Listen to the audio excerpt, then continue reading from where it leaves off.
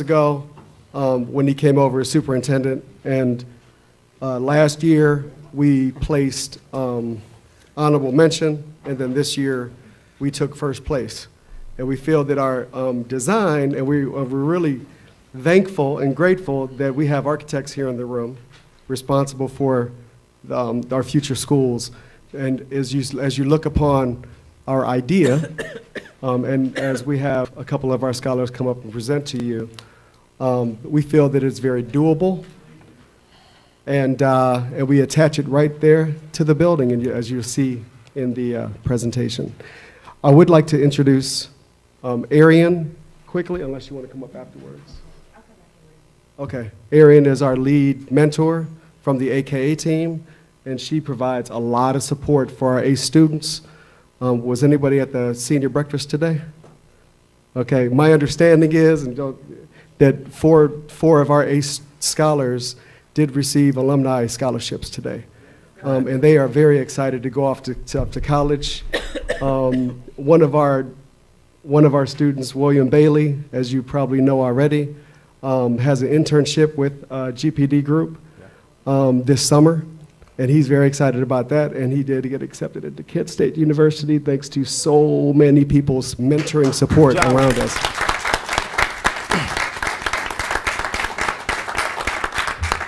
So our presentation has 4 seniors that usually give the presentation.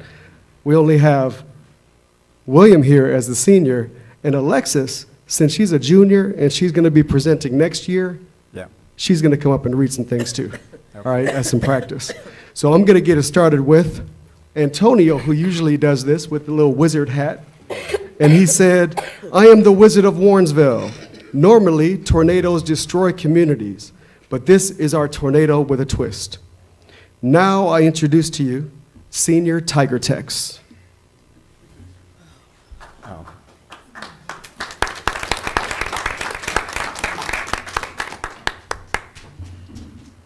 Good evening, everyone. I am William Bailey, and today I will be presenting our idea of what a vital neighborhood should consist of.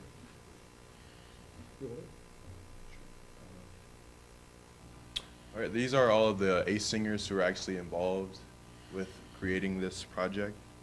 And this slide. So, if I may ask the council, men and women, and people of the audience, how many people have been affected by a tornado by any chance? All right, so we can all agree that tornadoes bring about destruction, right? In Warrensville, we've seen our fair share of destruction. Randall Park Mall being abandoned, families leaving for further suburbs, and neighborhoods becoming disconnected in their own neighborhoods. As I see it, Warrensville is going through a renaissance phase, meaning out with the old and in with the new. We have new buildings such as the Hoosier Hospital. Also, Lifetime Fitness has been up for a while, but that's in Beechwood. But anyway, we've seen like the new library, the new Y come up. Like those are just some of the many things that the future holds for Warrensville.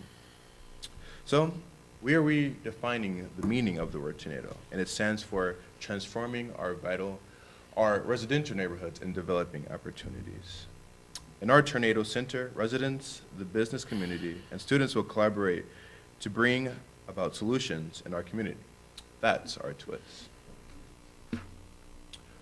So while creating this project, we went on several field trips that had locations where revitalization of neighborhoods was taking place. We went to places that created opportunities for people to work, live, interact, and create innovative ideas. Our first stop was the Remodel Green Partnership. Remodel created vital neighborhoods by turning an empty and forgotten piece of land into Cleveland's Kingsman neighborhood into an urban farm where they grow produce and bring healthy and natural foods to the neighborhood and to the surrounding communities. And then we visited the Amazon Fulfillment Center, located where the old Randall Park used to be. A place bringing not only construction jobs during the building phase, but new jobs, creating a sustainable economic rise to our community. So we also like to give a huge shout out to the leaders in our community that have sparked our idea for the Tornado Center. That's Mr. Duvall, the Sitter of Warrensville Heights High School Economic Director, School Board President Ray Freeman, and the City of Warrensville Heights Mayor, Mr. Brad Sellers. So when school's over, there are children who decide to head over to the library just to relax or read, and I find this really interesting. If that many kids could go there after school, then there must be a better outlet that the kids can express their creativity. Again, you hear this all the time, that kids are our future generation, and with kids, they are actually the leaders to what our future beholds. So this is why we decided to create a makerspace. So I know that a lot of you guys have no idea what a makerspace is, so I'm here to help you out. Right. So the makerspace is a place in which people share interests, especially in computing or technology, can gather to work on projects while sharing ideas, equipment, and knowledge. The Tornado Center is created to have space, tools, and support ready for everyone in our community. Residents can invite other neighbors to the space to solve problems, and people can create business ideas with the support of ACE students and mentors. While we have great ideas for vital neighborhoods, it is more valued because we created the space for the residents to come in and use, in which gets the community to buy into our solution. We also want many different other communities coming to our Tornado Center to cultivate many new different ideas, to actually implement them into their community. So it's kind of like a gift that keeps on giving. So I'll be playing the line of Sylvester Hines Miller. Today we decided to put our Tornado Center in the center of town, connected to the south side of the new secondary campus, which will be completed in 2021. It will be 20,000 square feet, located between Warrensville Center Road and Northville Road. This is a bird's eye view, visualizing the Tornado Center, showcasing the business incubator area in orange, the makerspace in yellow, the office space in purple, and the lobby and collaboration areas are in white and gray. And here are a closer shot of the individual areas in our Tornado Center. This is our project rendering, which cannot be loaded at this moment, unfortunately. 3D. But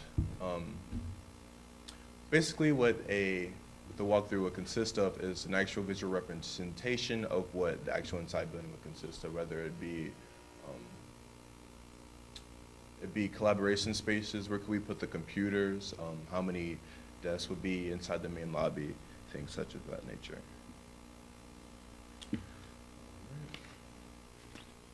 And pass it on over to like a little ACE member. Just give your name and your year.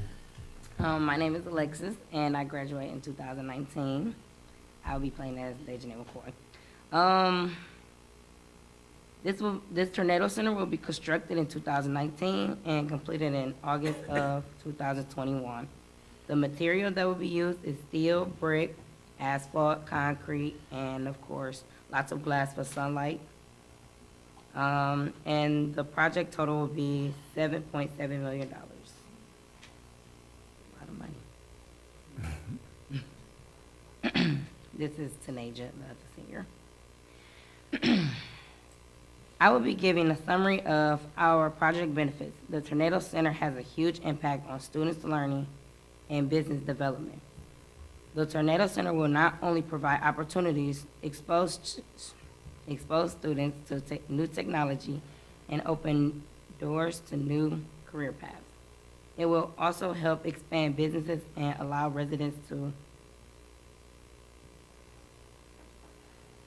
just, come in and stuff. Okay.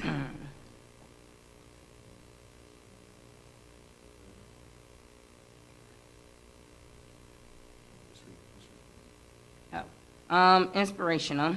It creates an environment where people can inspire each other. Yeah. Innovation gives creators the necessary resources and support for positive transformation.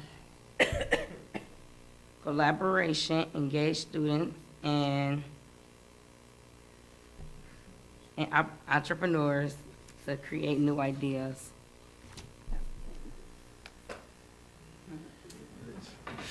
In conclusion, there are so many benefits of this makerspace as a business incubator, and this should further sustain future generations to be inspired to do so much more in life. The Tornado Center is a place where our future stands within Warrensville. We want people to travel across the road to get a glimpse of our opportunities and what we can do as people who reside in Warrensville Heights. We hope that many bright ideas grow right here in this here building. We have a whirlwind of opportunities, and we also hope that you are blown away by our presentation. Here are all the ACE students that helped design the project. And here are also the key players that showed us that this idea of the Tornado Center is actually possible. Thank you, everyone.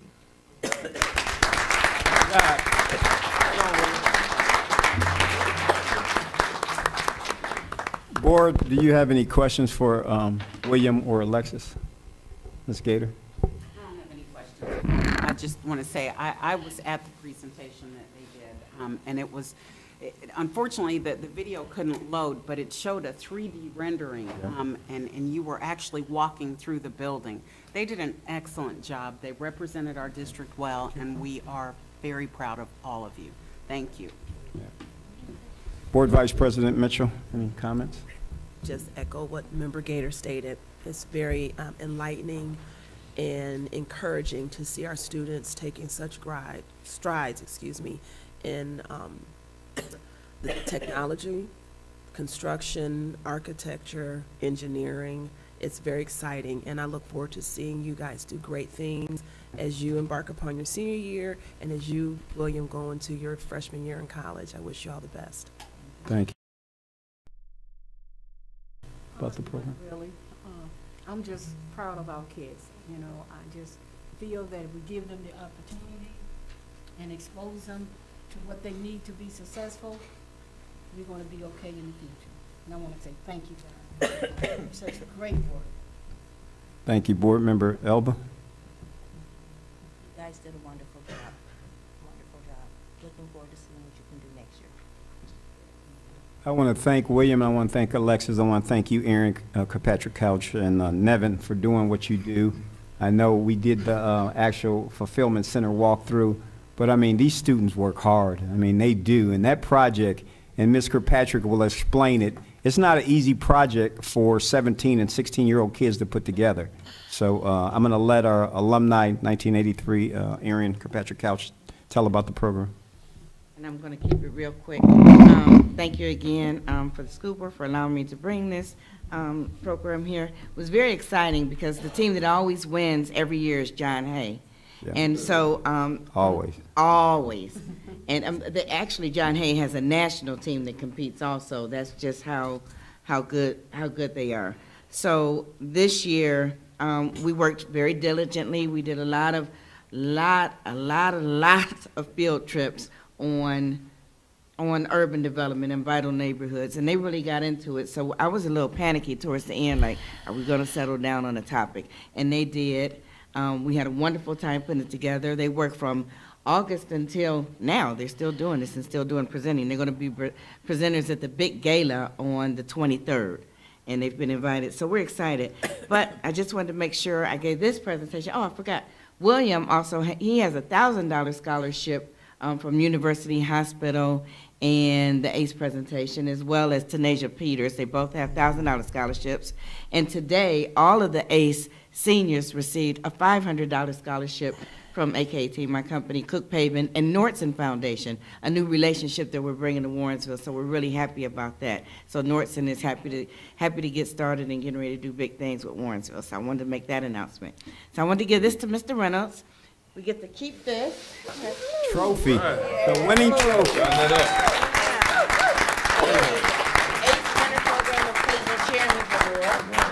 And Warrensville Heights is on there for 2018, and we get to keep it for a year. Yes. 1 year? 1 year. I think we can handle a couple years. Yep, I think so. Thank you. They also gave us this, which we get It's to a keep banner, forever. nice banner, yeah. And this is a banner. You gotta hang it up. Get to keep. Very nice.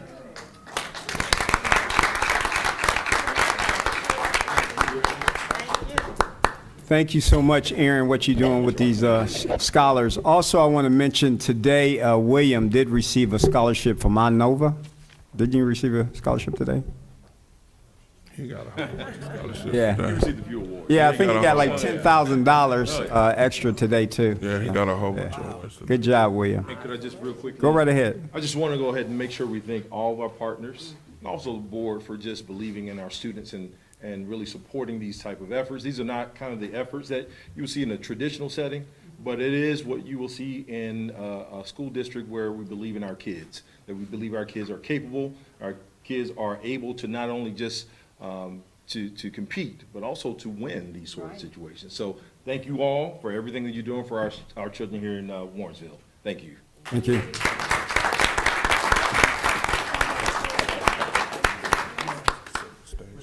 Okay. Next on our board agenda is 1.6. The Ohio Facilities Construction Commission, it came to our district in the fall of 2015, and they actually told Superintendent Jolly that we were on the actual slate to be issued monies for additional school. So at this time, I'm going to let Superintendent Jolly lead us in, and then we have some presenters here, which is Rick Maniloff, a partner with Squires, Patton, and Boggs, LLP, and then we have Mike Priscilla, who's with Satsina Associates as our municipal advisor, and we'll also have our treasurer, Dr. Rock, give his points. Superintendent Jolly. Yes, John, if you could put my presentation up first. Thanks. First, I'd just like to announce this morning over $118,000 worth of scholarships were passed out this morning to our seniors. So let's give them a round of applause. Then after our seniors marched, after the recognition, our seniors went to all our elementary schools, and they went and shook all the kids' hands at our elementary schools this morning. So we want to try to set a new tradition in which our elementary kids are connecting with our seniors, and they can see what they can be as they go up. Also, I'd just like to announce, he just stepped out, but I'd like everyone to give Mr. Reynolds a round of applause. He earned his doctorate this weekend. So that is a great accomplishment that Mr. Reynolds earned his doctorate, and I just wanted the public to know how outstanding that is. Tomorrow we have a community meeting here at 6:30. We'll be reviewing what we're going over today with the board to discuss phase 2 of our project. On Wednesday, we have our STEAM fair here at the high school. On May 16th, it's grades K to 12, so you'll see a little bit of everybody at the STEAM fair. On Friday is prom. Prom will be at the Embassy Suites. I do want to say our senior class advisor did a great job. $10 tickets for students to go to prom, which is outstanding. And then our graduation is Monday, May 21st. If weather permits, it will be on the football field. If weather doesn't, we'll be in the auditorium.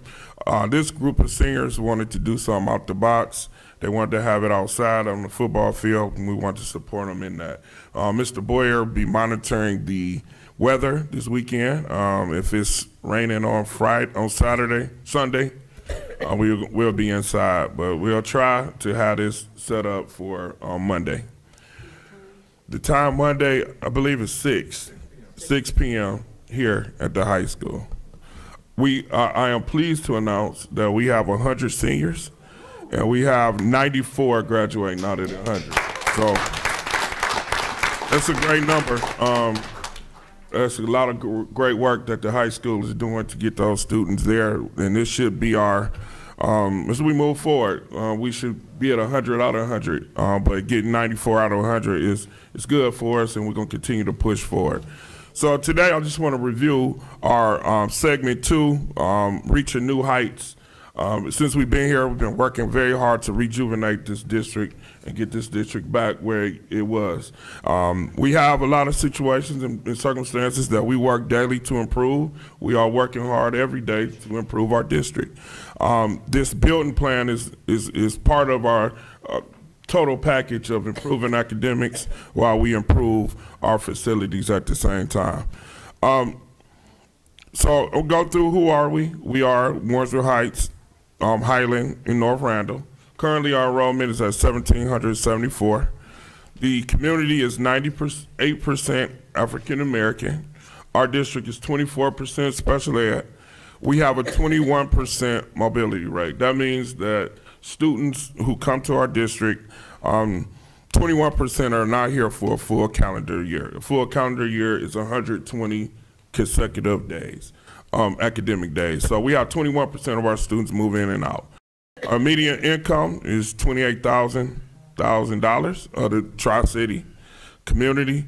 High school educated people in our community, we have 83.4% of people live in our Tri-Cities have a high school diploma. 16% have a bachelor's degree or higher.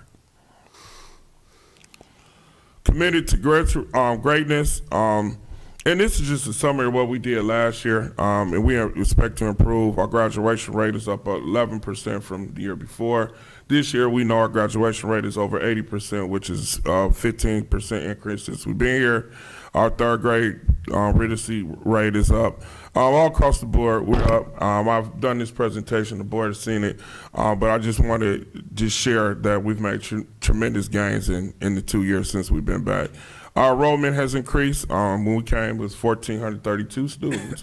We are currently at 1,777. It's been fluctuating between 1,777 and 1,775 the last couple of days. But I want to share that's a 19% increase in students in the 2.5 years that we've been here.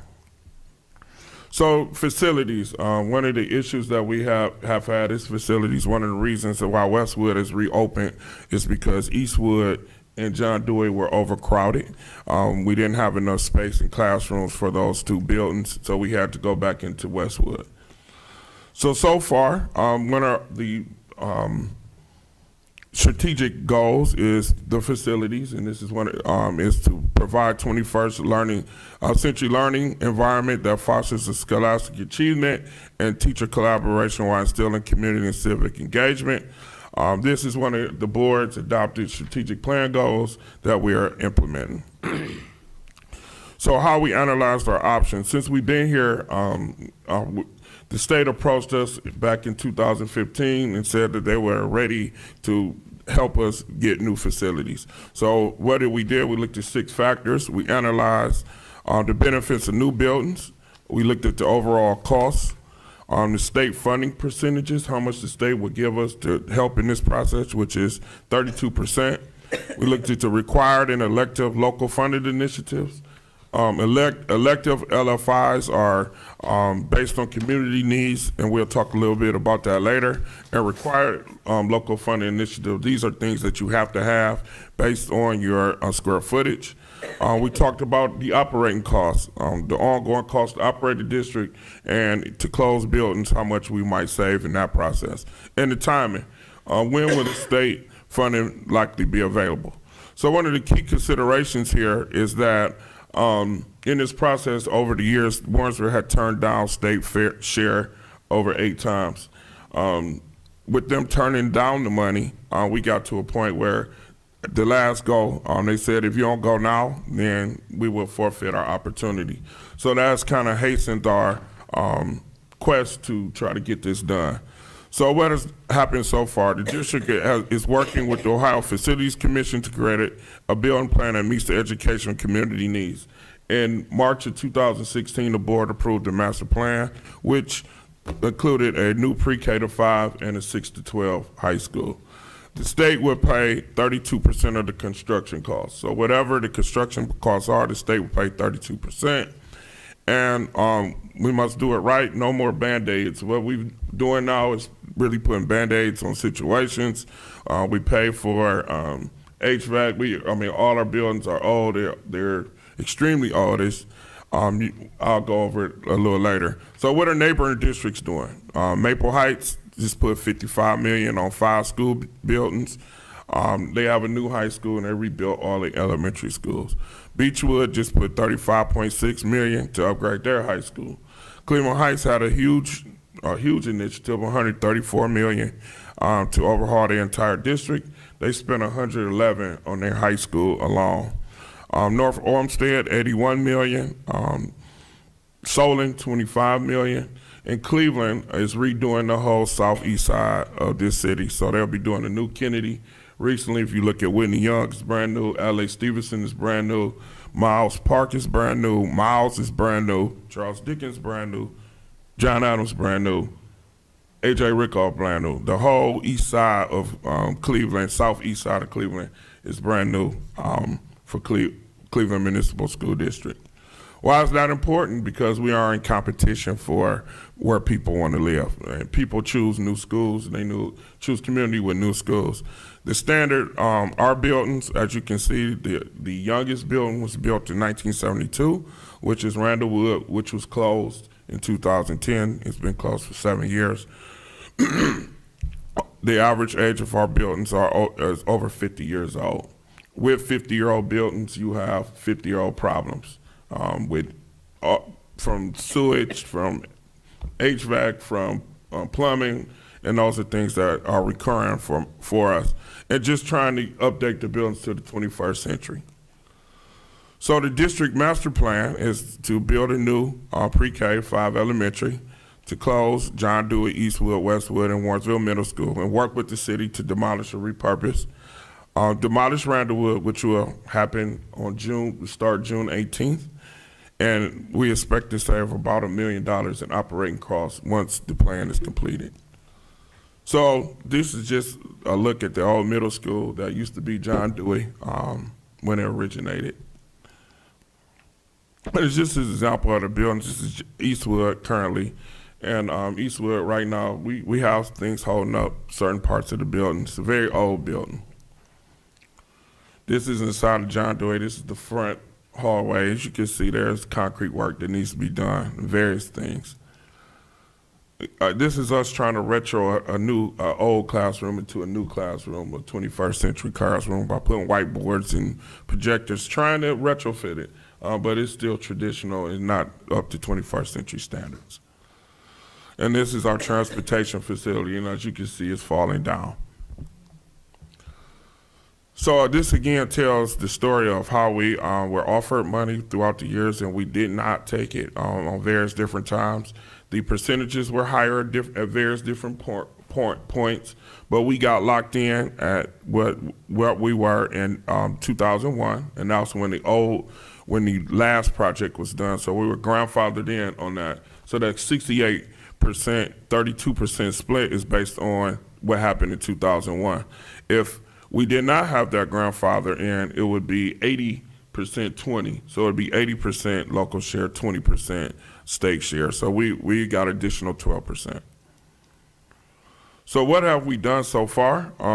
We've secured the money for the pre-K to 5 without going to our taxpayers by using revenues from new developments in the community.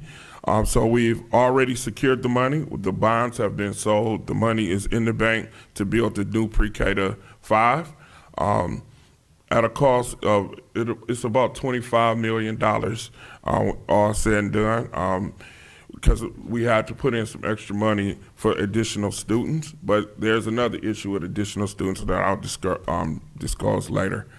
But the state is putting in $8.2 million on this project on the pre-K to 5. We anticipate it's done, and that is wrong, but it'll be done in July of 2020. They will tear Randallwood down beginning in June, should be completed by July, and start the construction in spring of 19. This is our first rendering that we've received for the new pre-K to 5. We do have a picture outside, but this is how we anticipate it will look from the outside. And this is an aerial view of it. And you can actually see the Granada Apartments back there if you look real close to it. So they even had is included in it. So phase 2 is what we hear today, and Dr. Rock and his team will talk a little more about it, is the 6 to 12 high school. We've discussed how it would be two separate, two schools built on one campus, separated by common areas. The anticipated start time would be, bond issue would be in November of 18. The cost The state will contribute $12 million to this 12.5. project. The base cost is $25.7 million for a cost of $37.3 million. That is the base cost of the building. This will provide a new 21st century schools for all scholars in the district. It will maximize the state contribution. It'll make things more efficient and less maintenance costs, and it provide better learning environments for our students. So that $37.3 is the base cost of what the building would cost. This is a aerial view of some renderings on how it look. We have some of them up front if people want to look at them. But basically what we'll be doing is connecting to the newest two parts of the building. In 2001, the community invested in the rec center, and they invested in the new science hallway. So including those two, what occurred is that this new building would be built on our current football field.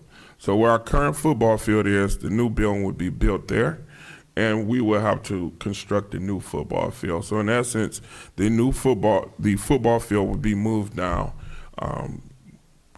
between the middle school and high school. And this is so if you see the little dotted lines, the little red dotted lines in that, that's the current football field. So the field with that's the current, the little dotted lines are the current high school now. That's where we are now. So this area won't exist. We will keep the auditorium. It is cheaper for us to keep the auditorium and renovate it. But all other parts of the building will be demoed, and the new building will come up on the football field, and everything else will be pushed down. So local funded initiatives, these are things that are not eligible for state matching funds. So these are things that that the community will have to say yay or nay to approve. So some things that we've discussed and that we will be presenting tomorrow is a competitive gymnasium. That is a gymnasium that's bigger than what we currently have. This is a gymnasium that's able to host district regional tournaments, AAU tournaments, various different things that will attract people to our district. Turf on a new field, almost every new football field now has turf. And if you look in Cleveland, and I worked in Cleveland for 18 years, all their football fields now have turf. The Cleveland Browns assisted them in getting turf, but they all have turf on their football field. The turf allows your field to be more versatile and to be used by more people. You can have soccer on the field. You can do various different things, and it's less maintenance. Auditorium for the new high school, we did not project that, but that's an option. If people want a new auditorium, it's going to cost, but it's an option. New practice fields and a new bus garage. Those are just some things, but so here's a real concern that we want to bring to the board and to the community is new elementary school additional space is needed. When the enrollment study was done in 2015, our district, they had our district at 872 scholars in grades pre-K to 5. So they looked at 10 years out and they said you will have 872 students in grades pre-K to 5. Our current population, due to our growth, we're already at 869. So the building at this time, it would be too small for us. It would be too small because we already have the amount of students that they projected. We need additional space because if we get any additional students, we won't have room. So the additional classrooms needed to accommodate the growth is about 2.6 million. This will add about 12 classrooms to the building, which will accommodate any growth, will allow us to have our class sizes below 25 and have us more room to grow.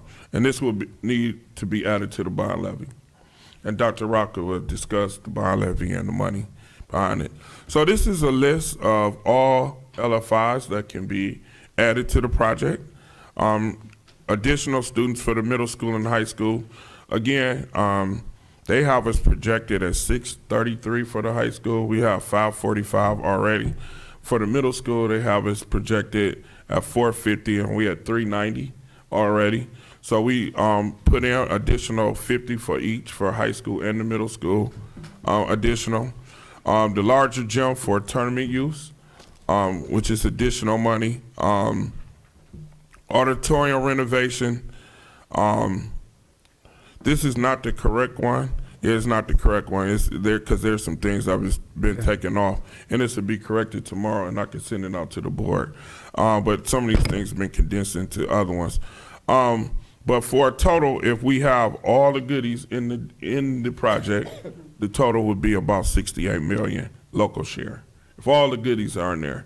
We anticipate that all the goodies won't be in there, that there will be some things taken off of this list, because we put an additional, one big ticket item on there is the future academic expansion. That's an expansion for 200 students. That's something we would talk about that we probably won't recommend go for it. But there's been conversations with different people that might be interested in partnering with us on different things, but those things haven't came through. So there's an extensive list. I'll send it out tonight to the board to review. Tomorrow we'll have the correct list up for the board to review. But there's all those different things that we can add to the project. A new stadium. Cost of new stadium ranges from about $4 million to about 10 to 12 million. We've been approached about a new outdoor pool. People bought that, have approached us about that. That's a cost of about $3 million. A bus garage that's needed. That's about $1 million.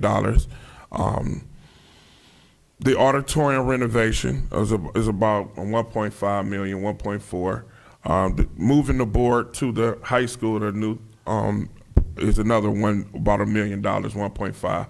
So those are all things that we will go through tomorrow with the community. Also have the board review for our next meeting. But what we have to do is pare this down by, I think June, middle of June. June 14th.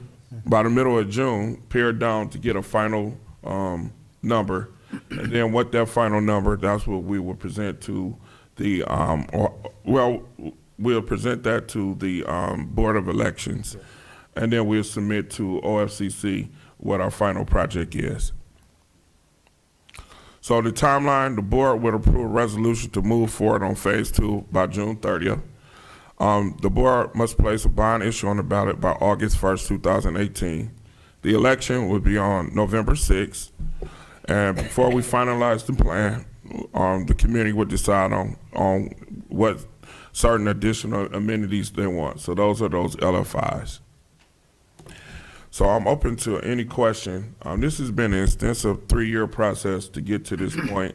We had a call today with the OFCC, and that's the state. And basically what they said, if we get our money, then they will approve the rest of the 12 million. So what we have to do is come up with what our final number would be. What are the things the community wants inside of this new facility?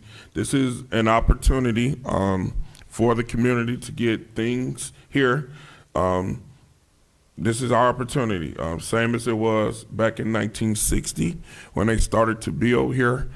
This is this generation's opportunity to provide the next 50 years with facilities and schools that will last for the rest of our lifetime and beyond. So this is it, and I appreciate the board's support in moving forward on this. I appreciate the board's support in getting our pre-K to 5 funded and ready to go.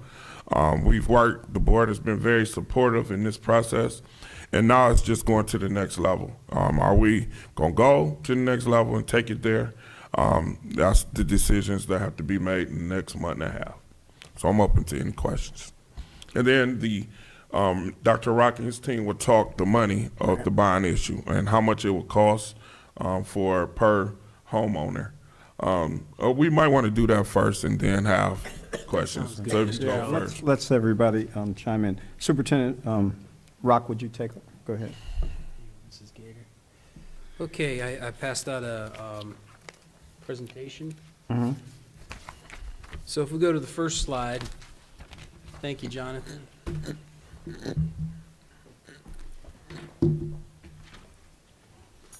So with the master plan, phase 1 is done.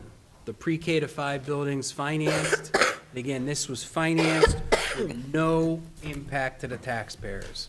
Zero impact to taxpayers. The school district utilized existing revenue streams. So then we get to phase 2. This will be the new 6 to 12 building. The financing model is complete after substantial research with bond counsel and our municipal fund advisor. The structure will align with repayment of our current debt. And so we have current debt right now of the old bond, we call it. And the old bond was from 2000. It has about $13.2 million, and the final payoff is in 2024.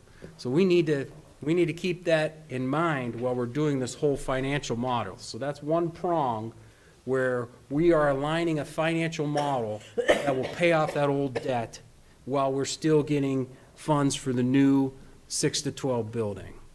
And also in that, we wanted to minimize the impact on taxpayers. Because very easily you could just have levies stacked on each other, and you would have duplication you'd have double levy collection going out there for the levies. So, and in order to finance this, the finance model has a levy at the ballot, just as Mr. Jolly was mentioning. This is where the taxpayers will vote for the funding of phase 2. It'll complete the master plan. And the big picture is, this is new facilities for the entire school community. And again, phase 1 was paid for by the district utilizing existing revenue streams. And I think this is something that you're not going to see across the state of Ohio. This is pure maximization of our revenue streams. We are maximizing every opportunity that we can do in order to get this done. And the last one is just like Mr. Jolly says, this is going to impact generations of future scholars for Warrensville. So the Ohio Facilities Construction Commission, that's what it is when we say it's the OFCC. This is the state assistance where they help with us funding the new facilities of the Ohio school districts, okay? The state funding portion, its portion is based on enrollment, just like Mr. Jolly was mentioning with the details there, construction benchmarks and square footage, an established base for the building, like the base cost.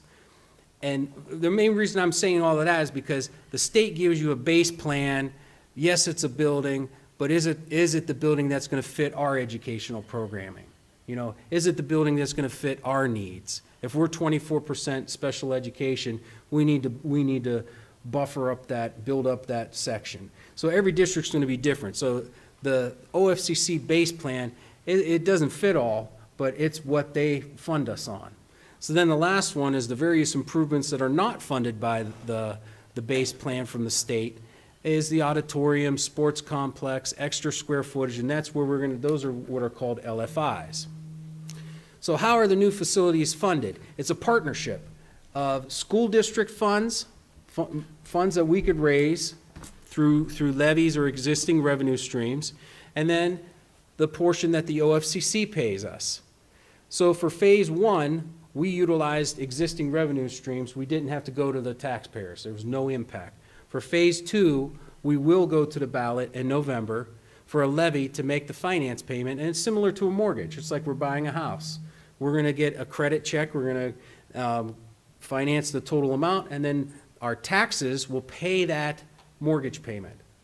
So that's when we do our bond levy, we're establishing a millage amount that's going to cover the mortgage payment per se. And then the OFCC provides the funds on their portion, and we add that all together, and that's the whole partnership. So then that leads us to this section, and this is where the bond counsel comes in. And if bond counsel partner Rick Maniloff from Squire Patton Boggs, and there's a handout that I passed out, and then if he could explain the debt limitations. Sure. Thank you, Dr. Ike, Mr. President. Rick Maniloff from Squire Patton Boggs Bond Counsel to the district. I'm here to essentially talk through the ballot issue for the November 2018 election, the components of the ballot in terms of substance and in terms of process, and answer any questions that you might have at this time. As has been mentioned by Mr. Jolly and others, the needs of the district at this point in time for Phase 2 are in the $58 to $68 million range. Right now, the school district's debt limitation to go on the ballot is 9% of the assessed valuation, which, when you subtract out the existing debt of the district, leaves you with $16 million worth of room, and you got $58 to $68 million worth of needs. And so in order to get there from here, you need an exception to that general rule that would permit you to only go on with $16 million. So fortunately, because we are working with the Ohio Facilities Construction Commission, we do have an exception, and it's described in one of the bullet points in the handout. It basically permits you to go on the ballot for the local share piece, plus up to 50% of the overall local share for LFIs is the bottom line. So what is the bottom line here in terms of dollars? It's $48,567,141, subject to confirmation. I understand from members of the team that the Ohio Facilities Construction Commission is finalizing the formal documents, and so once we see those formal documents, we'll be able to finalize the mathematics and give you the bottom line. But right now, it's looking like $48.5-ish million is what you could go on the ballot for with a bond issue. That's the max. Now, again, going back to our earlier discussion, we have $58 to $68 million worth of needs, depending upon how things play out in the community meetings, et cetera. You can go on with a $48 million bond issue. We still have a gap of $10 to $20 million. How are we going to, I guess, fill in that gap? And that's the next bullet point on my handout. The ballot is going to include not just the $48 million bond issue piece, but also a permanent improvement levy piece. And the proceeds of that permanent improvement levy are going to leverage into a lease purchase financing, like you guys did last year. You leveraged existing resources into a certificates of participation lease purchase financing. You're going to do it again to come up with the remaining either $10 or $20 million, depending. And so the size of the bond issue is going to be pretty much set. As soon as we get the official numbers from the commission, size of the PI levy is going to be subject to change depending upon these community meetings and how much money we need with respect to the lease purchase financing, and how much annual revenue we need from a PI levy to support that financing. And so that's the bottom line ballot. What's it going to look like? One question. It's going to have a bond issue component, $48 million. It's going to have a PI levy component, one question. Thumbs up or thumbs down on the entire ballot issue. In terms of process and what to expect, Board of Education will be asked to adopt two resolutions. At the time that it adopts the resolution number 1, which is might be in June 25th, you have a meeting. If you're ready by then, you can go then. If you're not ready by then, we could do July 9. But by that time, the board has to have its mind made up as to what it wants to do. We got to figure that out because everything gets set in that first board resolution. And then that resolution gets sent over by Dr. Rock over to the County Fiscal Officer's Office for the necessary statutory certifications. Then it comes back to you for the adoption of resolution number 2 to put it on the ballot. And all that stuff has to be done no later than the close of business on Wednesday, August 8. Wednesday, August 8 is our deadline for getting everything to the County Board of Elections. communications. So that's the basic overview of the process and the substance, what the ballot's going to look like, and what you guys are going to have to do between now and then, which is essentially figuring out the LFI piece, the locally funded initiatives that were discussed, and what are the things that education is going to select coming out of those community meetings. So that's the overview, substance and process. I'm here as long as you want me to answer any questions that you might have about any of that. Or do you have any questions for Mr. Maniloff about the process of the levy? I have one. Yes. So on the bond levy, are we initially asking for 48 million or are we asking for 68 million? Yeah, on the bond issue portion of the ballot, you're going to see $48.5 million. That's what you're going to see on the ballot in terms of the bonds, because that's as high as we can go under state law. But you want that one ballot issue to support everything, all 58 or 68 or whatever it is. And so in order to do that, we got to add, we have to tack on a permanent improvement levy that's going to generate additional property taxes. And with those additional property taxes, that's going to help us pay for another financing that Mr. Purcell is going to talk about momentarily. So that's how we get to the whole. That's a good question. That's how we get to the full amount. So is it called a combination levy? Yeah, we at could that call it a point? combination levy. Yeah, bond issue, permanent improvement combination levy. Yes. And then also on Rick Maniloff's handout, which is this one pager, for Resolution 2, our options with existing board meetings scheduled, July 9th or July 23rd. So if we follow that timeline, we would be within August 8th.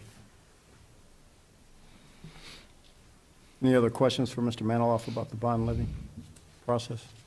Yeah, the only problem we have with that, and I think it's just a clarity on my part being a homeowner, is that if I'm going to pass a bond and you're asking me initially for the 48.5, and then, so when we pass that 48, you are telling me that the permanent improvement levy is already in there.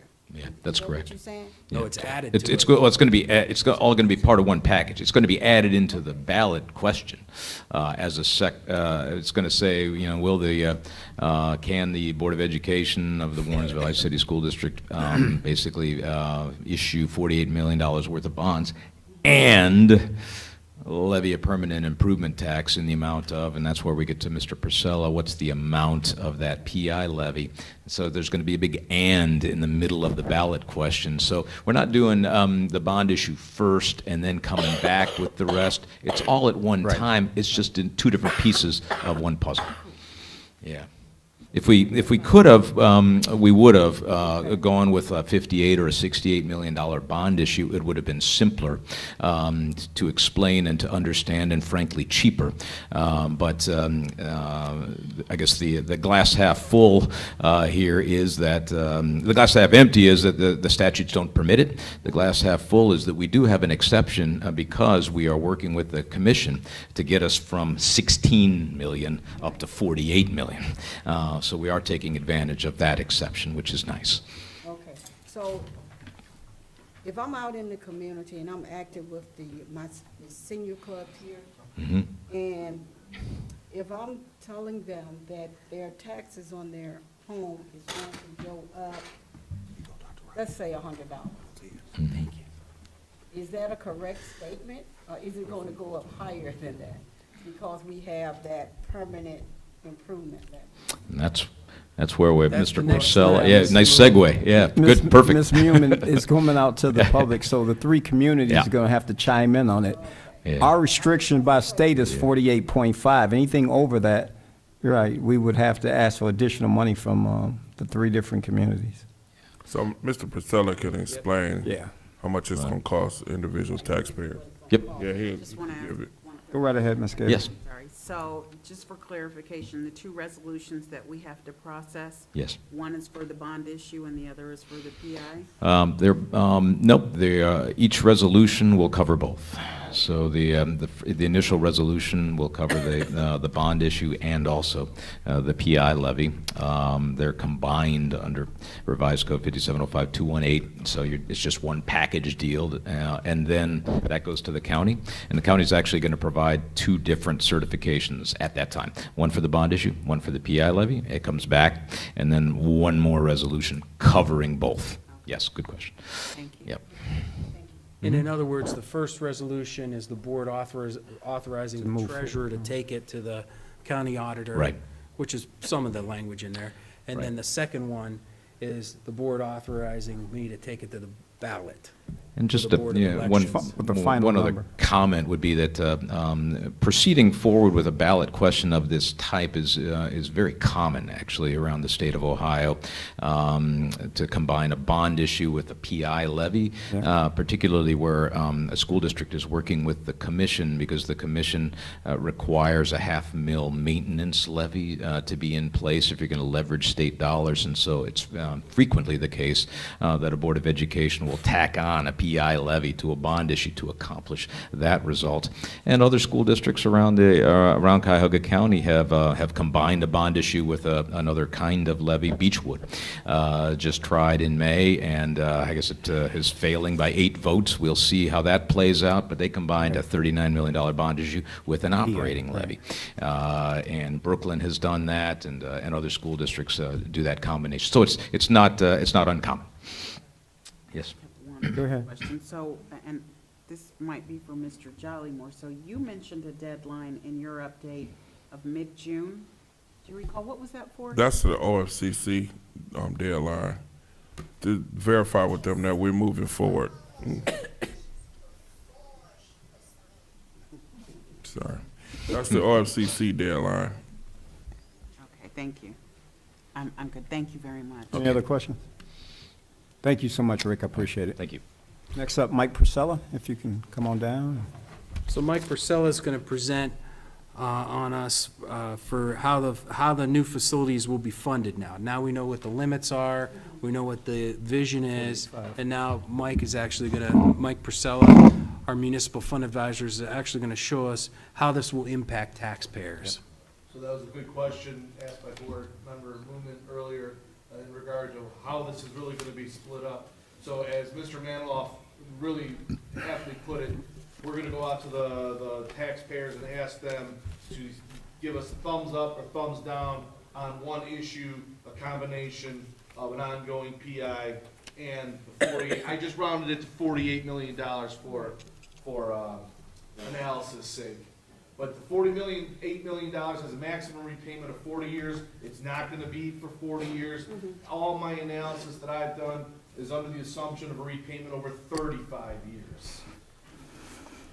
Questions on that, I would definitely defer to Mr. Maniloff in terms of useful life calculations. But I think 35 years is a good number to go with for the $48 million. Now, the permanent improvement levy portion of this, which will be funding anything in excess of $48 million.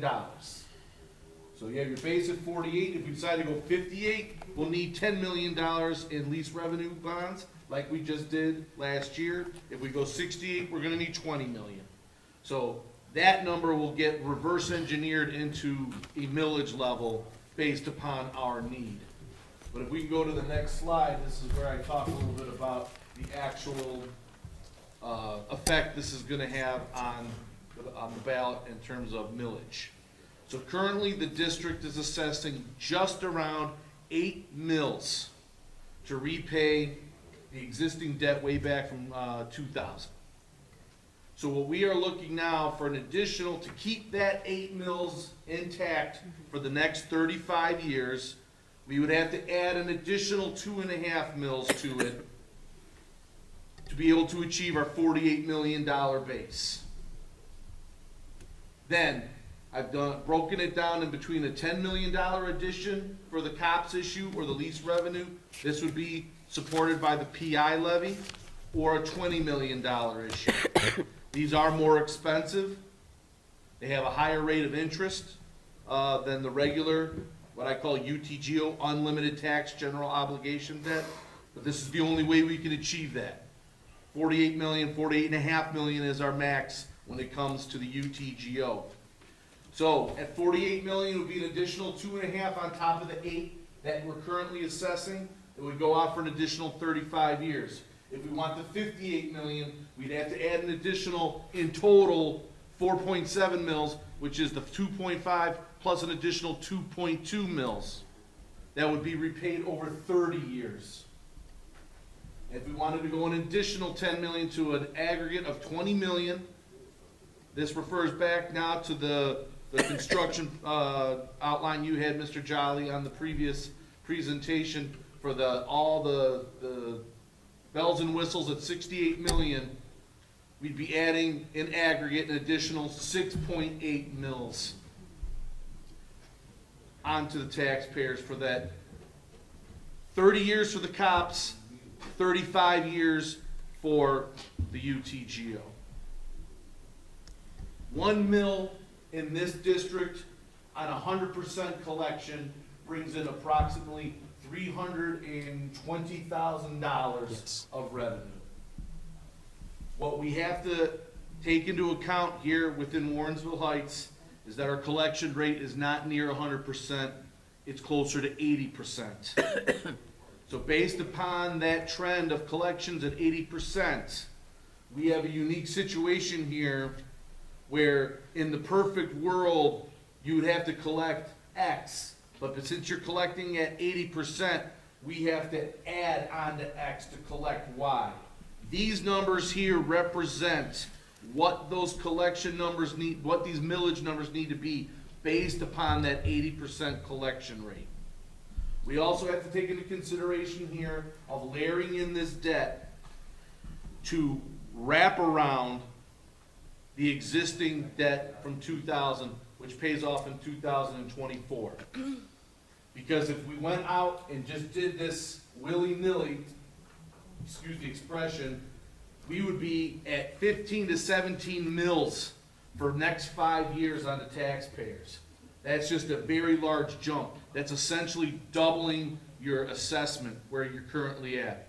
So what we're gonna do is leverage current funds that the district has on hand, which is gonna take away about 4.5 mils from the taxpayer, and you put it on yourselves, just like you did with the original $17 million of COPS. Then after 2024, the old debt falls off. I've run scenarios where essentially what we're hoping to achieve at either 58 or $68 million would be an ongoing average millage of around between 12.5 to 13 mils, as high as 15 mils for the 68 million.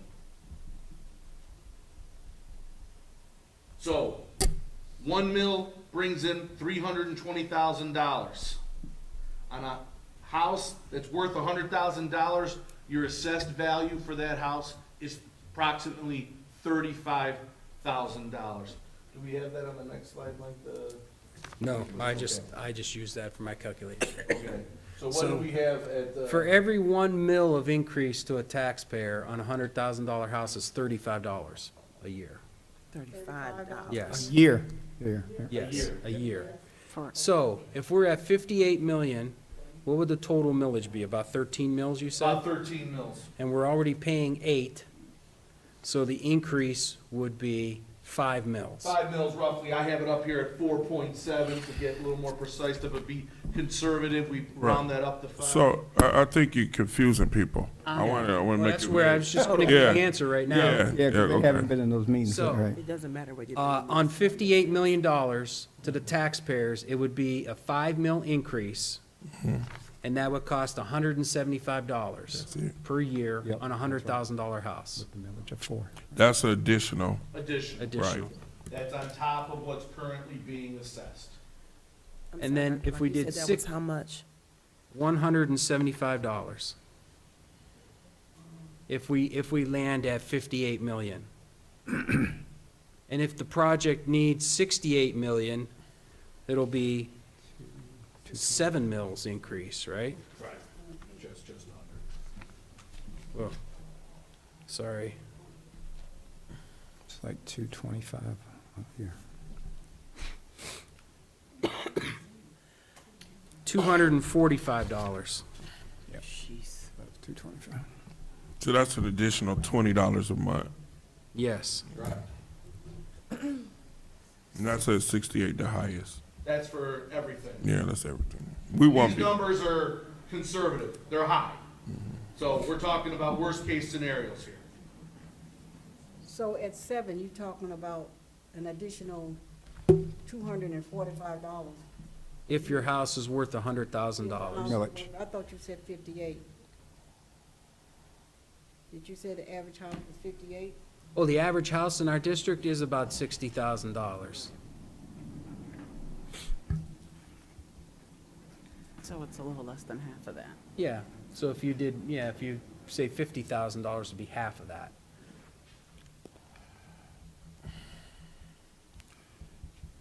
But the big thing we need to look at is, so if we landed at 58 million for the project size, and it's gonna be a 5 mil increase to a local taxpayer, and you have a $100,000 house, so for a $175 increase, we're getting new buildings in this whole district from K to 12, totally new. And we're getting $10 million extra of LFIs and extra projects to get all of the wants, the needs that we have that are beyond the base amount from the OFCC. That's the big thing. I understand that the term millage and its use in this vernacular it's complicated, it can be somewhat misleading. But unfortunately, when Mr. Maniloff drafts the language for that ballot, everything is gonna be expressed in terms of millage. Right. So we can equate those millage numbers in these community meetings to just as Dr. Rock has done with how much more it's gonna be in your property taxes. But the thing that needs to be considered here is the unique situation of our collection rate, that we will only be able to put on within reason on the ballot a number in terms of a millage that will more than unlikely be accomplished. So for instance, I talked with Mr. Maniloff earlier today, and at $48 million, if we were to assume a 6% rate of interest, we have to do this with the county. This is how the county will generate the number that Mr. Maniloff will use to put on the ballot language. And at $48 million, if we assume the 6% interest rate, which is extremely conservative, the way the calculation would work is that at $48 million, repaid at 35 years, at an assumed rate of 6%, would equate to an auditor giving you the calculation of 8.8 mils to be put on the ballot language for that $48 million. You will not be able to achieve that by collecting 8.8 mils because of your collection rates. That, in reality, why I have up there, you see 8.8 mils on the ballot, but effectively what you're gonna have to levy to achieve that is 10.5 mils. So in other words, if we pass the levy at 8.8 mils, and within the first year, the county auditor will adjust that rate up to 10.5. So that's what we have to tell our taxpayers, that that's the true increase. And if we didn't have this financial model, again, we would just have a 15 mil levy that would have to go on the ballot. 16. And you'd be paying 15 mils increase. Closer to 16 mils. So 15 times 35 would be the cost. So the thing that we need to express right off the bat is the language You're right. with which we are speaking about this now. This is really what they're gonna levy, is 10.5. And what does that equate to in property taxes? And that's exactly how we would like to approach it with the community when the questions are rendered. Okay, so I have a question. Yes. Okay. So, I keep hearing the first pre-K to 5 is not gonna cost the taxpayers anything. However, you also just said, not you, but it was also just said this evening that there's going to be additional funding because this is the capacity of what the anticipation is, you're almost there. So now we're looking at some additional funding going from that pre-K, which you're gonna ask for it into the 6 to 12, correct? Correct. Correct. Okay, I just wanna make sure we're on the same thing. Absolutely. So, That in additional fund is how much extra? What do we determine? 2.6 million. So we're talking another 2.6 million. Is that anywhere calculated into that? It's in that. It's, all those numbers are in these Okay, figures. so we're talking in addition, 2.6, so I don't really think, and this is me, that we can continue to say it's not gonna cost taxpayers any money, because it is, you're just not paying it on the front end, you're paying it on the back end. Because the additional cost, even though you're not paying it today, you're paying it tomorrow in the 6 to 12 building. So if we're going to go out here and we're going to solicit the community, I think we need to be very clear and saying, as of when we did the projection, it was not going to cost us money. However, because of the increase in enrollment and the projection of what we hope to see by 2021, it will cost 2 point whatever mil, and that 2 point mil is going to go in the 6 to 12, and you're gonna go forward. Am I saying that correctly? Those numbers are Okay. reflected in those numbers right Okay. there, and we are gonna give the community the opportunity to weigh in on those. Okay, but and the that's in two- addition, The $2.1 million is the project cost, not the millage. Yeah. but it's still money. It's still money that is gonna go from one place to another. It doesn't matter, I mean, I get what you're saying, but it's still money in addition to that. But in addition to what I also heard you say, or heard someone say, is that these LFIs of additional things that possibly the community or whomever may want to see, which is also gonna be also an increase. And that's also into this as well. Yeah, that's, 68 million there. Hold on. That's the max. That's everything. That's Okay. correct. Thank That you. is correct. Okay. The 68 is the Santa Claus wish list. Okay. If you wanted everything that was put on that list, that's your number. That's Okay. exactly right. Okay, thank you. And Sir- Steve Zanoni will present that list, the details of that. so I do want to add where Ms. Elba, Well, one thing, Mr. Jolly, on the COPS deal, if we didn't finance that ourselves, it would have been 3 mils. it's been 3 meals. That would have been a 3 mil That's bond a levy. very fair assessment. That is like. Actually, probably be 3.3 4 mils yeah, with I our was gonna collection say, rate. It was closer to 4 mils that you saved your taxpayers by leveraging your current revenues into that COPS issue. You essentially told them, we're putting up 17 million through our own efforts and not asking you for any money on that. Well, no, I get Okay. that, but I just want us, moving forward, we have to be perfectly honest with people. I'm sitting here listening to 2 different people on 2 different sides of me, saying that they're homeowners and they're concerned financially. So, if we're going to be honest and want something to pass, then we need to say, in addition, in the beginning, when we started this, it was not costing us something. Now, however, because of X, Y, and Z, it is gonna cost, but it's gonna be on this end, so people can be aware, because I don't wanna pass something and then be told, well, you said originally it wasn't, but now it is passed, and now you're gonna have to pay additional, because we're all pretty much homeowners here, and so we want to be financially making sure that you can do what you need to do in addition to, so. That is, I- that is my number one objective. It is the top of my list, top priority, that everything that we present to the homeowners and the taxpayers and the voters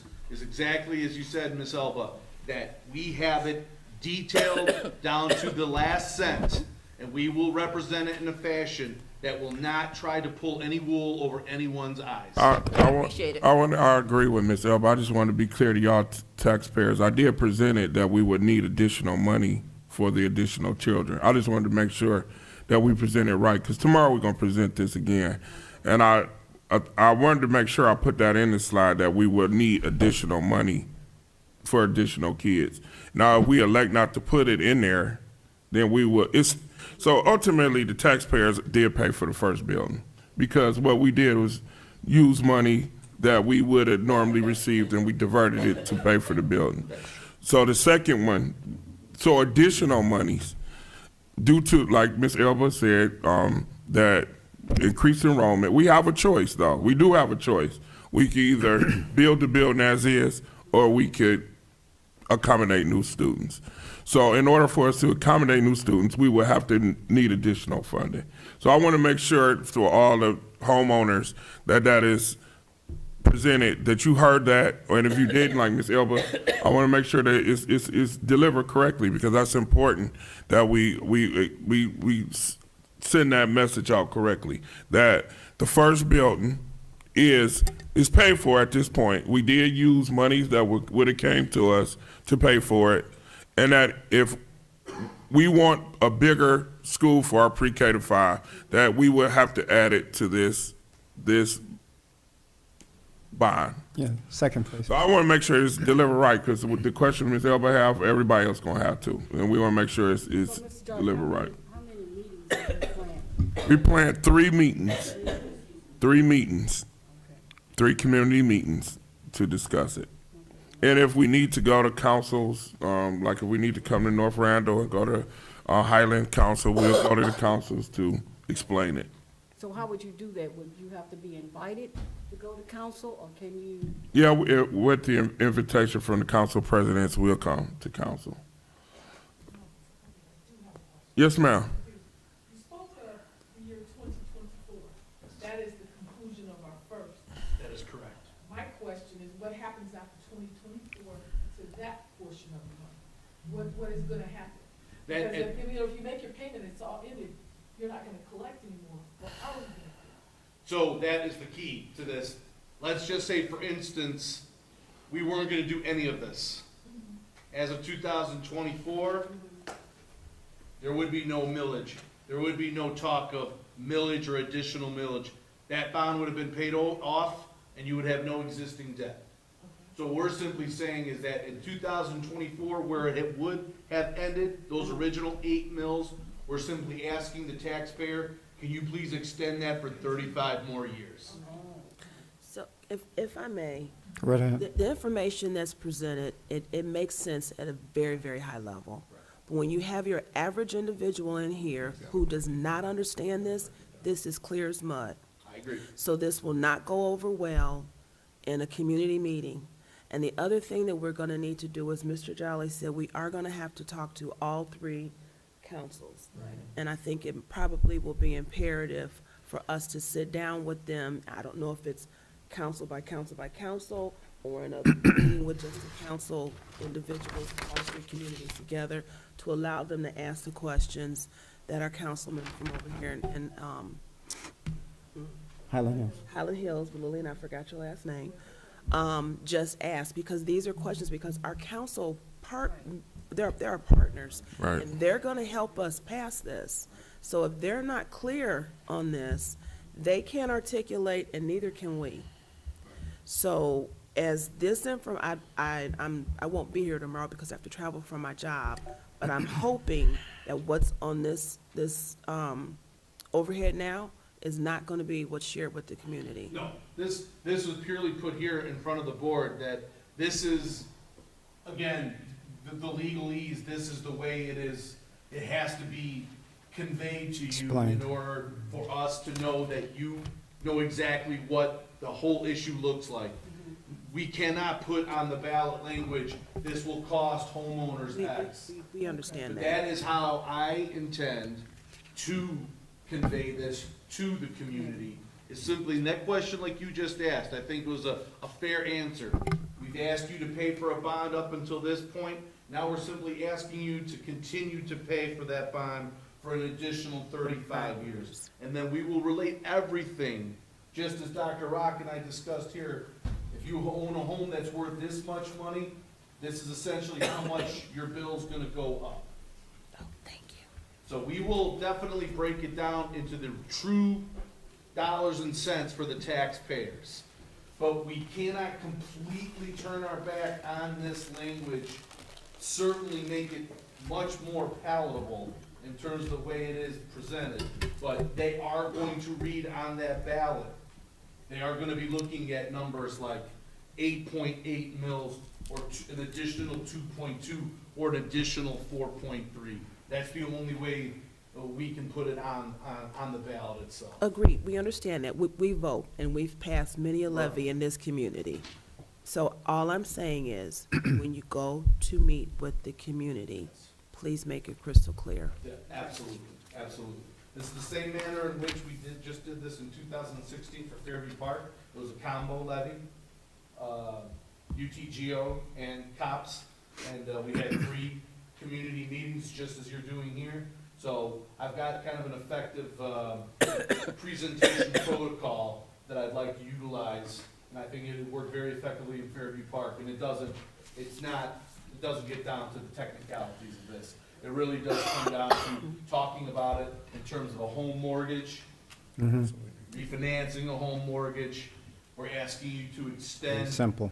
paying your taxes for an additional amount of time. And if you pay this much more, you can get 48 million. If you pay a little bit more, maybe you can get 58, a little bit more, possibly 68. I have a question. Yes. Is there a plan for some type of literature? And let me tell you why I'm asking that.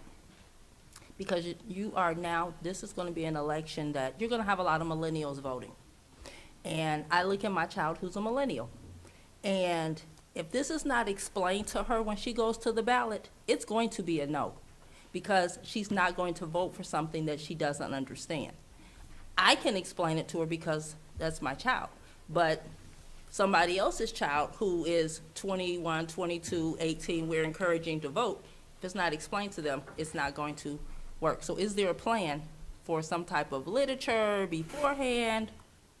I will prepare whatever presentation material is required for those meetings. I have those materials. Yeah, I want Steve Zanoni to talk about that. So, Very good. So, I don't, perception, and I could be incorrect, I'm not going to anticipate a lot of young people attending many of these meetings, if any at all. So I would love to see a way to reach them. Because if you're depending on them to come to a meeting, it's not going to happen. You're going to get a lot of older homeowners who are going to come to these meetings. So I'm just trying to figure out, is there a way, is there a plan to reach the younger generation? So I think we have to convene the bond levy committee again, and that committee will do the outreach. So that levy committee will be formed. It's already, we have a foundation of the committee. I'll be talking to the board more, getting more names to add to the committee. Highland, we would like a member to sit on the committee also. And then they'll start that process. And we would need all that information because that will be in high gear starting in August. One thing we did do in Fairview Park, and I did mention this to Steve and Dr. Rock, I think Mr. Freeman, I know Mr. Jolly was there, on the website for the district, if you want to put a millage, sorry, Ms. Calculator. The millage calculator, basically, we can put it in so that if someone wants, we put it blank, how much is your home worth? And you put that number in there, and in the background, it'll divide it by 35%. It won't show the actual millage calculation, but it'll spit out if your home's worth $150,000 at $68 million bond issue, this is what we're projecting would be your increased property taxes.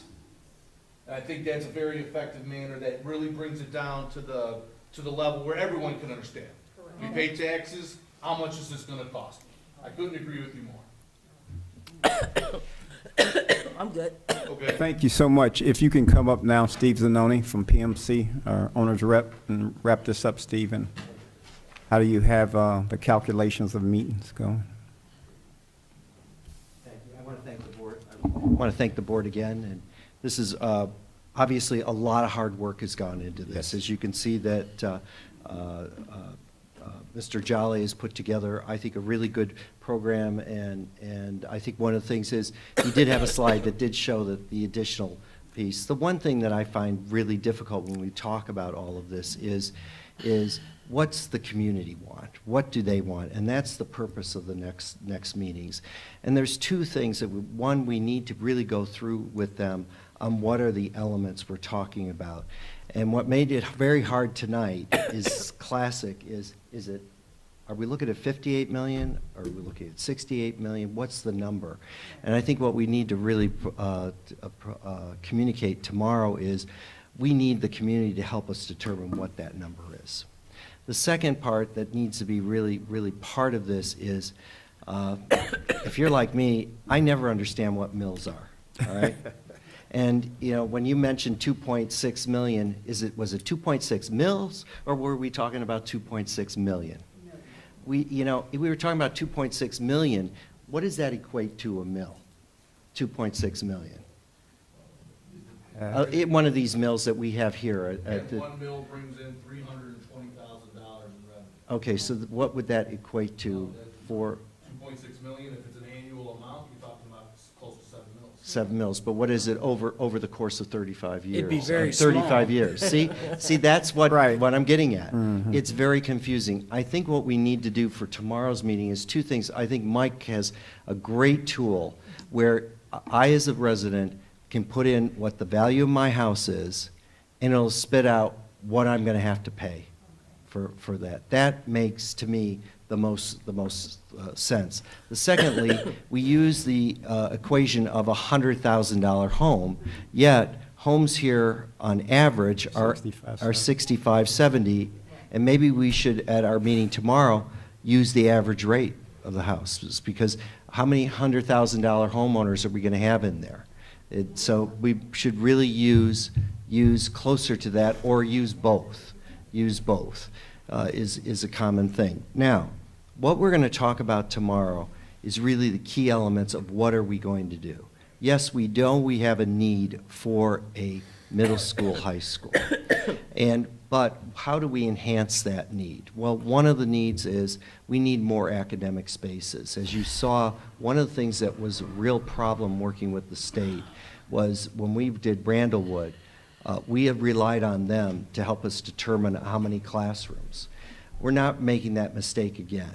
We believe that we need to have an LFI of about another 30,000 square feet onto this building to really reflect how students are taught at Warrensville. We don't put 25 kids in a classroom.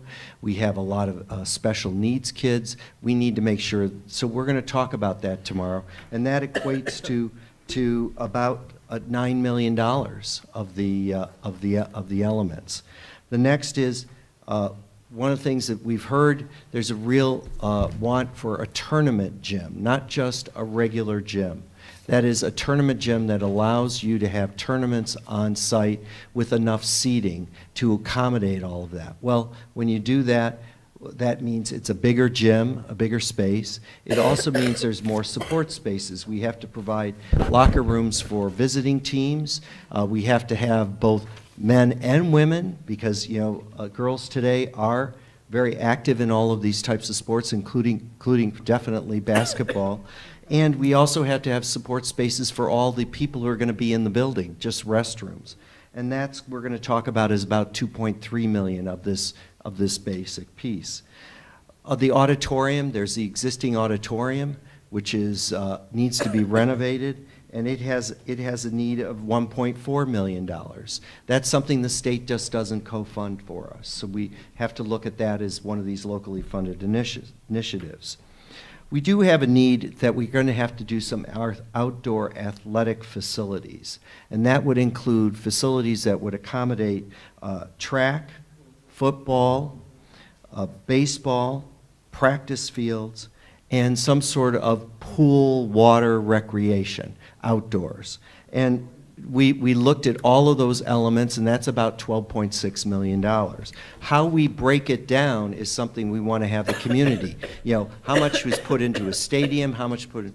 But one of the things I want to point out, which wasn't pointed out which will be pointed out in the presentation tomorrow, the way the new middle school and high school is designed does force us to relocate the football field. Mm-hmm. The reason is, what we want to do is build this new school, without forcing the students in the high school to move on an interim basis.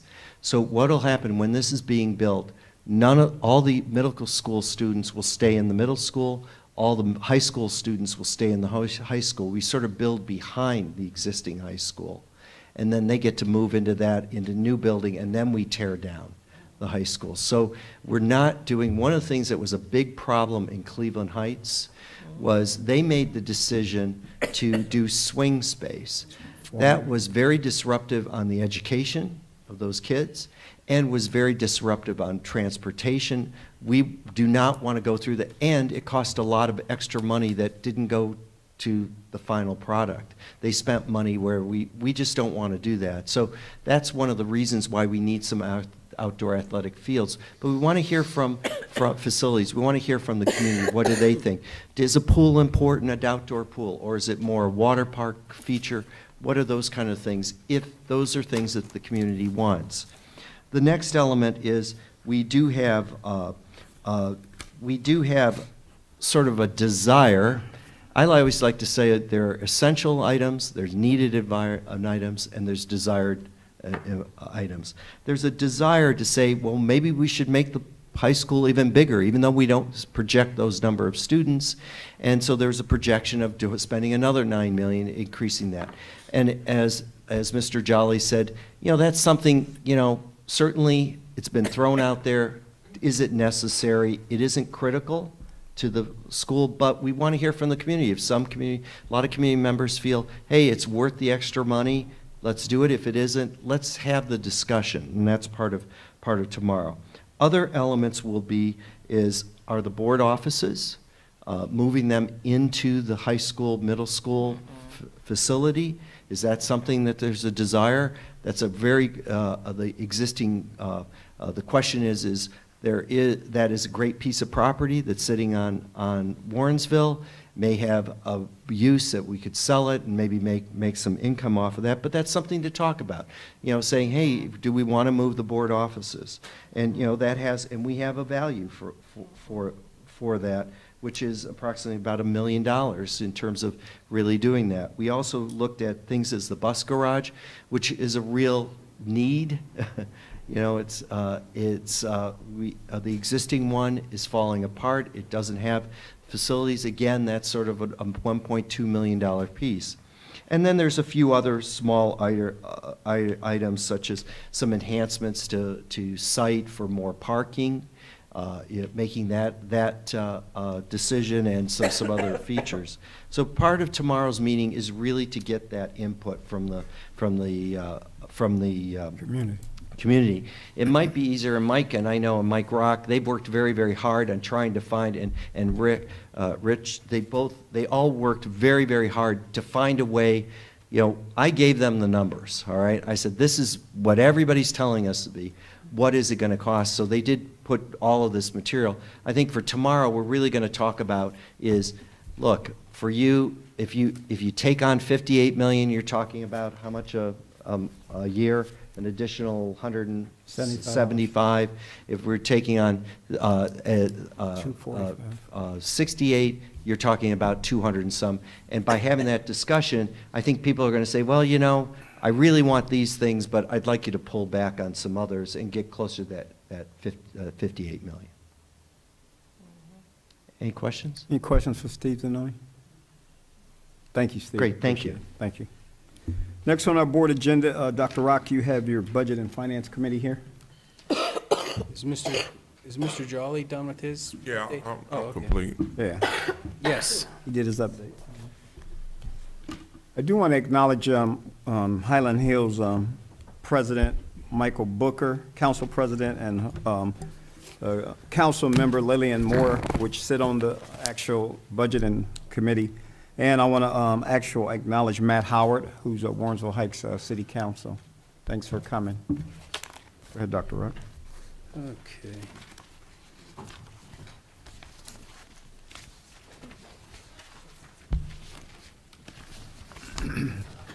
Maybe just pick one of these. I'm sorry, Mrs. Gator. Take care, man. Yeah. Call me tomorrow. Okay. Thank you.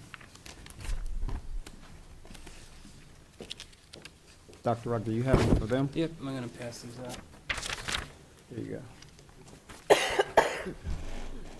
We got them. Oh.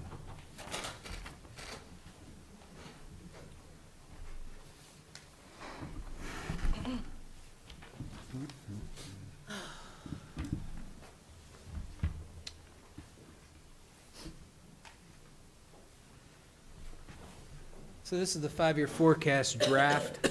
Every May and October, the board approves the five-year forecast, so this will be the May 2018. This is a draft of the forecast.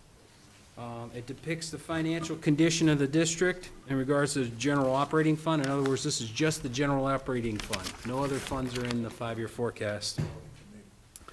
And it'll also be refined as the year-end close process continues and further analysis. So some of these numbers may change on May 30th, and I would let you know, okay? All right, the major revenue streams of the district are real estate taxes and state funding. And you can see that real estate taxes accounts for 56% of our total revenue of our budget. And state funding accounts for 34%. So just those two items alone cover 90% of our revenue budget. And then further information on real estate taxes. Our district, 26% is residential. So that's like resident homeowners that just own a house. And then 74% is business and other. And the way that we do the projection is based on 3 items: tax value times a tax rate times a collection rate. And our collection rate is improving. It's getting up to 82%, but just as we spoke, in the past, it's been as low as 67%. So actually, the projection, we project each of those 3 variables. We project tax values, we project the tax rates, and we project the collection rate. We project all 3 of those, and then you add it together, and that becomes your projection. In other words, that adds rigorous research and analysis to the projections, especially since this is a major line item for the district at 56%. Here's some information on the real estate taxes. The first 3 rows are actual. So you can see in 2015, we were 16.5 million. We dropped to 14.4 and 15.4. Now, in those 2 years, the reason we dropped, we were at low collection rates and an interaction of exemptions and refunds that we had to pay back. One of the refunds we had to pay back was to the tune of $2 million, and this was for exemptions on hospital property. And it was a case that was being fought for over 10 to 12 years, so that's why the amount added up.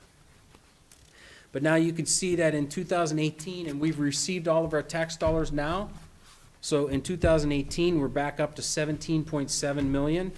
So we're returning more to a normal revenue stream, and values are starting to go up. So we're returning to values increasing. If you could just go back one more, I'm sorry, Jonathan. And then if you notice the last 2 rows where it says levy renewal, we will have an emergency levy renewal. It comes up for renewal every 5 years. That'll be up for renewal in 2021. Now, the other major line item for revenue is unrestricted and restricted grants and aid. This is our state funding. These projections are based on enrollment projections, census data, in other words, how many births in the district, how many people are going to be coming into pre-K and kindergarten, and mobility. We also look at mobility. Not only the mobility that Mr. Jolly mentioned, but the mobility of how many students, if you have a large 3rd grade, it's going to be a large 4th grade then next year, and utilize that in the projections also. And then also, it looks at the district median income, which Mr. Jolly also mentioned in his presentation. The one in state funding is $25,188 and they compare that to the state. If your median income is lower than the state average, you're going to get more state funding. And then the core funding per pupil is $6,000 and $6,010. So we take that amount and we apply it to the projection of enrollment. Then also the state formula applies indexes. There's a targeted assistance index, there's a wealth index, state funding index, capacity aid. So it's like pages and pages of information of all this that's added together, and then it says, here's what you're getting. Okay, so that's how we do our projection. So then if you look at the history on state funding, you can see it's been $10.7 million, $11 million, 10.8, and this is all based on enrollment. And then you can see that this year we're at 11.1, and there's some moderate growth projected into the future. We don't know what the projection's going to be for next. It's every 2 years when the state budget comes out, the governor comes out with a new funding method. For my whole career of 14 years, there's been 7 funding methods that have changed. It's gone from, right now we're at the formula method where it started off at, and there were some other methods in between that they had. So every 2 years you have something different. And what we're projecting is a moderate increase. We're not seeing a big increase because we're just coming off of a pretty big increase in state funding. The next line item is property tax allocation. The reason I wanted to show this is because on this line item, you can see our revenue is decreasing, and this is due to the tangible personal property tax being totally phased out, which was a major line item for the district, and now it's being totally eliminated. The districts that are still getting any reimbursement, you're at the tail end of the list. The majority of districts now get zero. We're getting a little bit, and it's eventually going away. So in our 5-year forecast, it goes down to zero, and the remaining revenue is the rollbacks. Every taxpayer that owns a house gets a 10% rollback. In other words, a 10% discount on your existing taxes pre up until a few years ago. So it has to be old levies. On any old levies that were grandfathered in, you get a 10%. And then if you don't use your personal property for a business, you get another 2.5%. So just about everybody gets a 12% discount on their taxes. If you read your tax bill, the county auditor gives you a 12.5% discount, and then the state reimburses us back and makes us whole. So that's why this is reported in a separate line item. And then it's the same thing for homestead exemptions. After you're over a certain age, you can file for a homestead exemption on your home and get another discount. And again, the state reimburses us back. So that's where we report this money. And then the last line item in revenue, major revenue line items, is other revenue. If we look at our interest, it's substantially up. Interest revenue for this year is going to be just shy of $350,000. Next year, we're projecting $534,000. So this is due to interest rates coming up. Right now, the STAR rate is 1.8%, so it's starting to approach 2%. When I first was hired here, we signed up with the STAR Ohio at 0.5%, so you can see how much it's grown. The next major revenue line item is pilot payments. These are Eaton and Omnova. And what we do projecting into the future, we take the current year, what we've collected in the current year, and we project it into the future. And then also there's revenue sharing. The ones for Warrensville Heights are expiring. A lot of those are coming off, they're tailing off. And I was at the Turk meeting with Jerome Duvall and all the representation from Warrensville Heights. So that's the reason that those are going down to zero. Highland Heights, we have a new revenue sharing that the board just, Highland Hills, I'm sorry. Oh. Hills, yeah. I'm sorry. Highland Hills, and that's the new revenue sharing agreement that we have there that we just signed on with ABB Controls, so that's on our 5-year forecast. And then North Randall is also in there for the Amazon deal. So when looking at those major line items, if we just look at that, we're covering 76 to 80% of the total for other major revenues. So the other amounts are, I don't want to say immaterial, but they're small amounts that really don't affect the total major. Then if we look at major expenditures on the 5-year forecast, that's the next slide. So on major expenditures, payroll and benefits accounts for 59% of our total expenditures, and purchase services is 33%. So just by looking at those two line items, we're looking at 92% of our budget, okay? So then if we look further into payroll and personnel services, this is the payroll for all of our employees. In 2015, it was 14.3 million. You could see it rising and then going down to 13.9. And then in this year, we're back up to 14.9. And again, this is all based on negotiated agreements, where people are moving on the salary charts, it's based on current staffing levels and anticipated staffing levels, if we're anticipating different changes in staffing levels. So that's what's currently in there. The next slide shows is employee retirement and insurance benefits. Well, the employer costs, and I call these the payroll costs, okay? For every dollar of payroll that we pay, 16.45% we have to pay in payroll cost. And that covers 14% of it is SERS or STRS, that's School Employees Retirement System or School Teachers Retirement System. 1.45% employer cost for Medicare, and the only way that you're exempted from that is if you were hired prior to 1986. Those are grandfathered in. and then 1% for workers' comp. So you add that all up, so for every $1 of payroll that we spend, we have to add 16.45% in payroll costs to it. So that part of the projection's easy. If I know what the gross pay projection is, then I know that I have to take 16.45% in order to get those retirement components. Then the other line item that's in this line is health insurance, and that includes medical, drug, dental, vision, and life. So that one's a different projection. So if we go to the benefits for health insurance projection, you can see it's been 2.3 million, 2.7 million, 2.9. What this is based on is the actual current trends from the health consortium, which I meet every 2 months. And we're coming off a good year. Right now, we're coming off about a 10% increase, and the prior year was about an 8% increase. But next year, we don't really know what that is, so the trend is 13%. So in 2019, I'm projecting a 13% increase growth on that.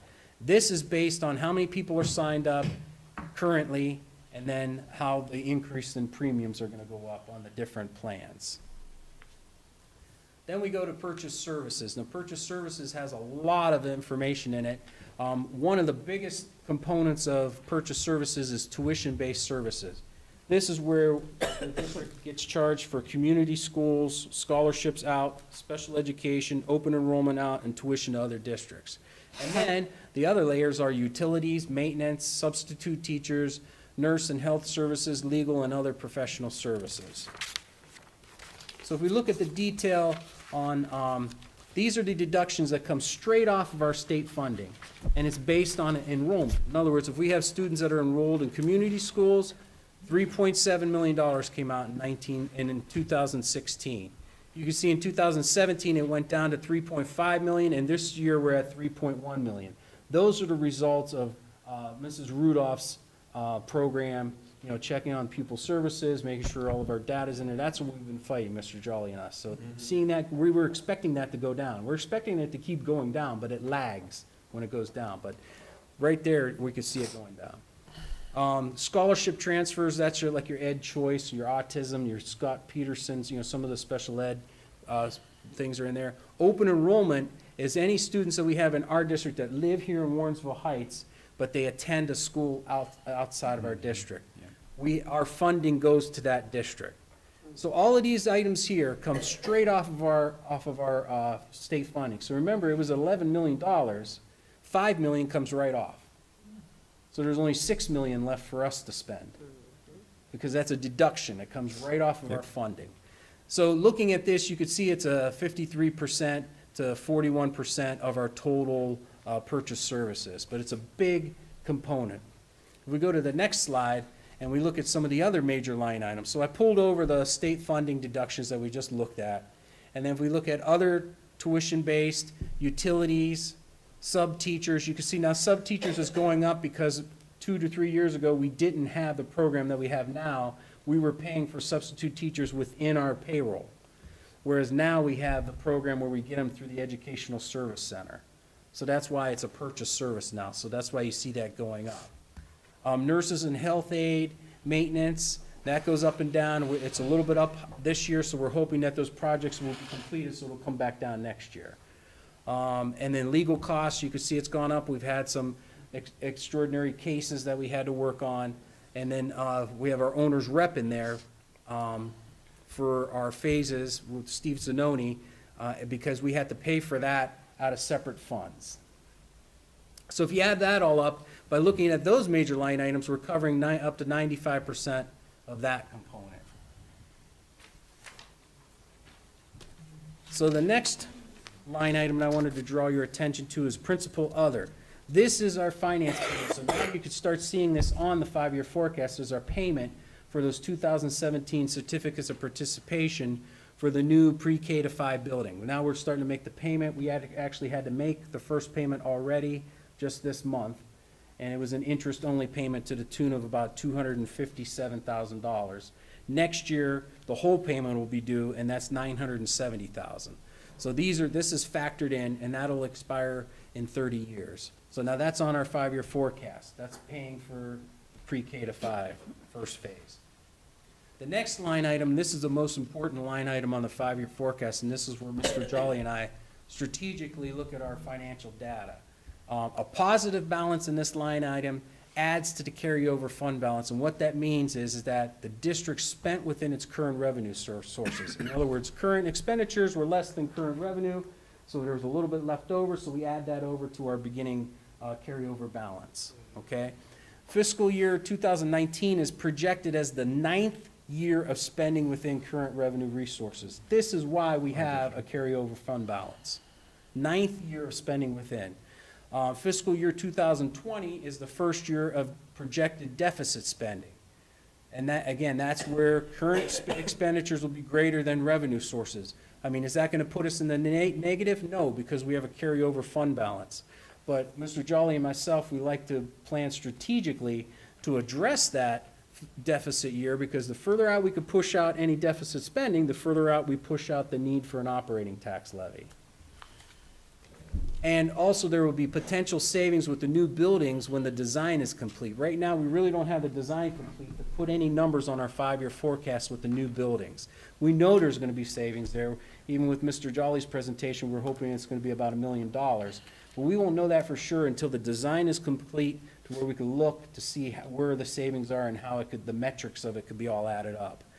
So that's so the last summary points of the 5-year forecast. Again, this is a draft copy that will be refined, and any big changes, material changes, I would report to you on the 30th when we have this board approve it. The district is funded all 5 years, which is really great. I mean, there's districts out there where you'll look to see they might have 2 years, and the 3rd year they're in the negative. So what that means is that district either has to cut its programs or go for a new operating levy. And you know, if I challenge you to look at other districts, you'll find other ones that have that situation. Again, fiscal year 2019 will be the 9th year of spending within our current resources. This is a great phenomenon for the district, and we want to keep it. We control our destiny by controlling that number. And then the COPS financing is included on the 5-year forecast, so it's official. We already made our first payment. And again, I guess I'll repeat it again, the district controls its destiny on operating levies with a healthy carryover fund balance. So that completes, you know, I just want to try to hit the summary and the main items. So if there's any individual questions on the 5-year forecast, I'd be glad to handle. Board, do you have any questions for Treasurer Dr. Rock on the 5-year forecast? So, if I may. Yeah, go right ahead. On the one line item where it says projected FY20 first year Deficit spending? Deficit spending, yeah. So what do we do to avoid that? I mean, that's just a year and a half away. Yes, well, and if you look at the number, the projected deficit spending is $773,000. So if the $1 million of savings works out to where our new buildings are in, or at least one of the new buildings will be in there, that may become part of the savings there. There may be other programs where we may work with the business operations office to find places for us to save money. Mr. Jolly may look at staffing levels. So there's a lot of things we could do now, planning at least one school year ahead. Okay. And the other thing is, if we find those savings and we enact them next year, then you only have to save us half if it's permanent savings. In other words, if we come up with $350,000 of permanent savings next year, that it's going to be we're always going to say that we're never going to spend that money again. In year 1, we're going to save $350. Year 2, we're going to save another $350. That adds up to $700. That eliminates that. So by having a year ahead of time, it helps you with the strategic planning. So we're in a good. If it was next year, we would be coming to you with a list. So when you say next year, just so I'm clear, 'cause our next school year is coming up. Yeah, Do next we year. start looking at that this year, or do we start looking at it in 2019? No, we're starting to look at it now. Mr. Jolly and I are looking for the low-hanging fruit. We have some programs that we're working in conjunction with Business Operations Manager David Boyer. We're looking at some phone system savings, some savings, records retention. So we're looking for any low-hanging fruit that we can make some changes to get some savings. And then we add that savings up and apply it to the 5-year forecast to eliminate that deficit. Okay, and I guess somehow taking into consideration the outliers like, pending litigations and things like that. Those are the ones that are hard to project. Thank you. You're welcome. I got a question. Go ahead, Ms. Dr. Albert. Park, can you tell me how much did we just pay for the first principal? 257. How much was it? For the what? The interest for- payment. The interest payment, how much was that we just? Oh, on the cop still, 257,000. It was an interest-only payment. And just a comment, thank you, but just a comment, the deficit that you spoke of, that was something that, for those who were around and remember, the prior treasurer did mention that coming up into 2020, that there would be a deficit if things had not changed, so those that can remember, that was said then. Good, he did a good Dr. Rock job. mentioned it last year, too, I think. Is there any other questions for? Oh, I'm sorry. Go ahead. I'm looking at substitute teaching, I'm looking at 465,000.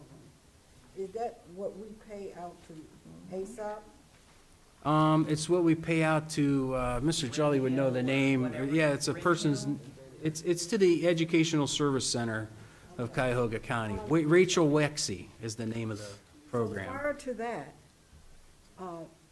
what were we actually paying out for substitute? Prior to that, we would pay them through our payroll.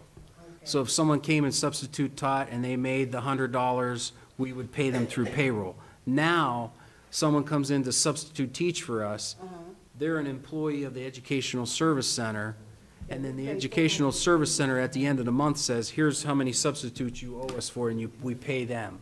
Wow, that's a lot. In all It is. actuality, I believe it was a lot more than that, because of the way that we were paying it, so, you know. I don't maybe think that's- so, that's- because furthermore, we were paying a person that was already employed, that did the calling, so they was already getting a check. It wasn't like we was, paying, I'm gonna use Ms. Dean for an example, it's not like we were paying Ms. Dean for her clerk work, and then we were paying Ms. Dean for doing the substitute.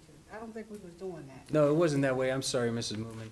It would be, if it's Mrs. Smith and she's a substitute teacher, she's not here every day, but she comes in to substitute tomorrow for $100. We would pay her $100. Right. Okay, now, she comes in, Mrs. Smith, but she's an employee of the ESC.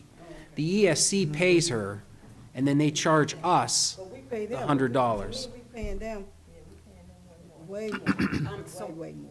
What I'd like to ask, if possible, Yeah. could you maybe check to 16, see what- 17. Yeah, Human Resources should do a report of history for Yeah, the board. so maybe when Mr. Jolly gets back, we can ask him to kind of compare Right. what we've paid over the last 2-3 years in comparison to cost when we efficient. started with ESC. Thank you. Is there any other questions for the treasurer? Did the committee have any questions real quick? I got one. I'm sorry, go ahead. So I just need a little bit of clarification on the real estate taxes, the graph you gave us, the real estate actual, and the property tax allocation. If you could just kind of Oh, okay. explain the differences on these. And then Exactly. also, is that reflective of all three communities? Yes, it's reflective of all three communities. So on page 3, that's all of the real estate taxes that we collect from residents and businesses, and it adds up to about $17.7 million. Okay? Now, so as a resident, when you pay for your house that you Can't hear own, you. your taxes are included in that 17 million, okay? But when you make your payment, the county auditor says I know. you have a 12.5% discount. Okay, so you don't pay that. So if you owed $100 and they give you that 12% discount, you paid $82. Your $82 is in here, okay? Then it gets reported to the state down in Columbus, and Columbus says, we're gonna hold the district whole. Here's your $12 for Mr. Howard that he got his discount, he didn't pay the $12. Here's your $12, and that's what's reported in property tax allocation. That's why it's in a different line item, because what we wanna do is we wanna project the true collections of taxes. And then there's a reimbursement that comes back to us, so that's why we report that in another line item. Does that help explain? Yeah, it does. Now, we also, in the ones where we projected that our property values are going up. Yes. So, you know, that's that's being reflected in here as well. So that's all, I was just, I needed to answer this for a few people, so I just want to make sure I was clear. Exactly. So on real estate taxes, as they go up, the only two places where we can see an increase, because all of our levies are fixed amounts, okay? So our levies are fixed to only collect a certain amount, or at a maximum millage, okay? And we never could go above that. So when property values go up, everybody's gonna pay a little bit less, because there's more to tax, and the tax rate doesn't change, okay? So everybody will pay a little bit less, because the rates went up. There's one place where we will see an increase, is on our inside millage that collects at 100%, and our bond millage collects at 100%. Everything else collects with those limits, which is called House Bill 920. Yep. Does that help? So that's like so we may have 104 mills levied, we only may collect 90, because as values went up, the county auditor says, oh, wait a minute, you could only collect this max amount of dollars. Correct. I have to lower the tax rate, because if he keeps the tax rate high, you're gonna be over-collected. So we're not allowed to over-collect. So that's why you have a voted millage, and then you have an effective rate that you actually pay on. And that was in reflection to the gentleman's graph that he was showing earlier. Exactly. That was a great question. Thank you If so. have further questions on that, give me a call, Mr. Howard. I'd be glad to explain it further or show you more details, like on a tax bill. Thank you so much. Next on the board agenda is 3-point facilities. I don't think we need to talk about that. Superintendent. I think Ms. Gator had a question about the 2016 substitute. If you could get an actual cost to the board, what it cost. Yes. Okay. I'm just, all right. But if you would, even though it can wait, you can at least let them know what information we're looking for. 2016 board substitute Just cost. compare. Right. Okay. What we were paying as a district in comparison to when we went to ESC. Gotcha. Human Resources would have that detail. Yeah, we'll get that done. Thank you We'll so. get that out to you. Thank you. Next on our board is it's a board work session, 4.1. There's a lot of legislative House bills going around. If you could talk to that, Mrs. Gator, I do have some information I put in your packets about Senate Bill 216. But go ahead, Ms. Gator, I'm sorry. So, I'm gonna make this brief, when it comes to, there's a lot Handle that. going on legislatively.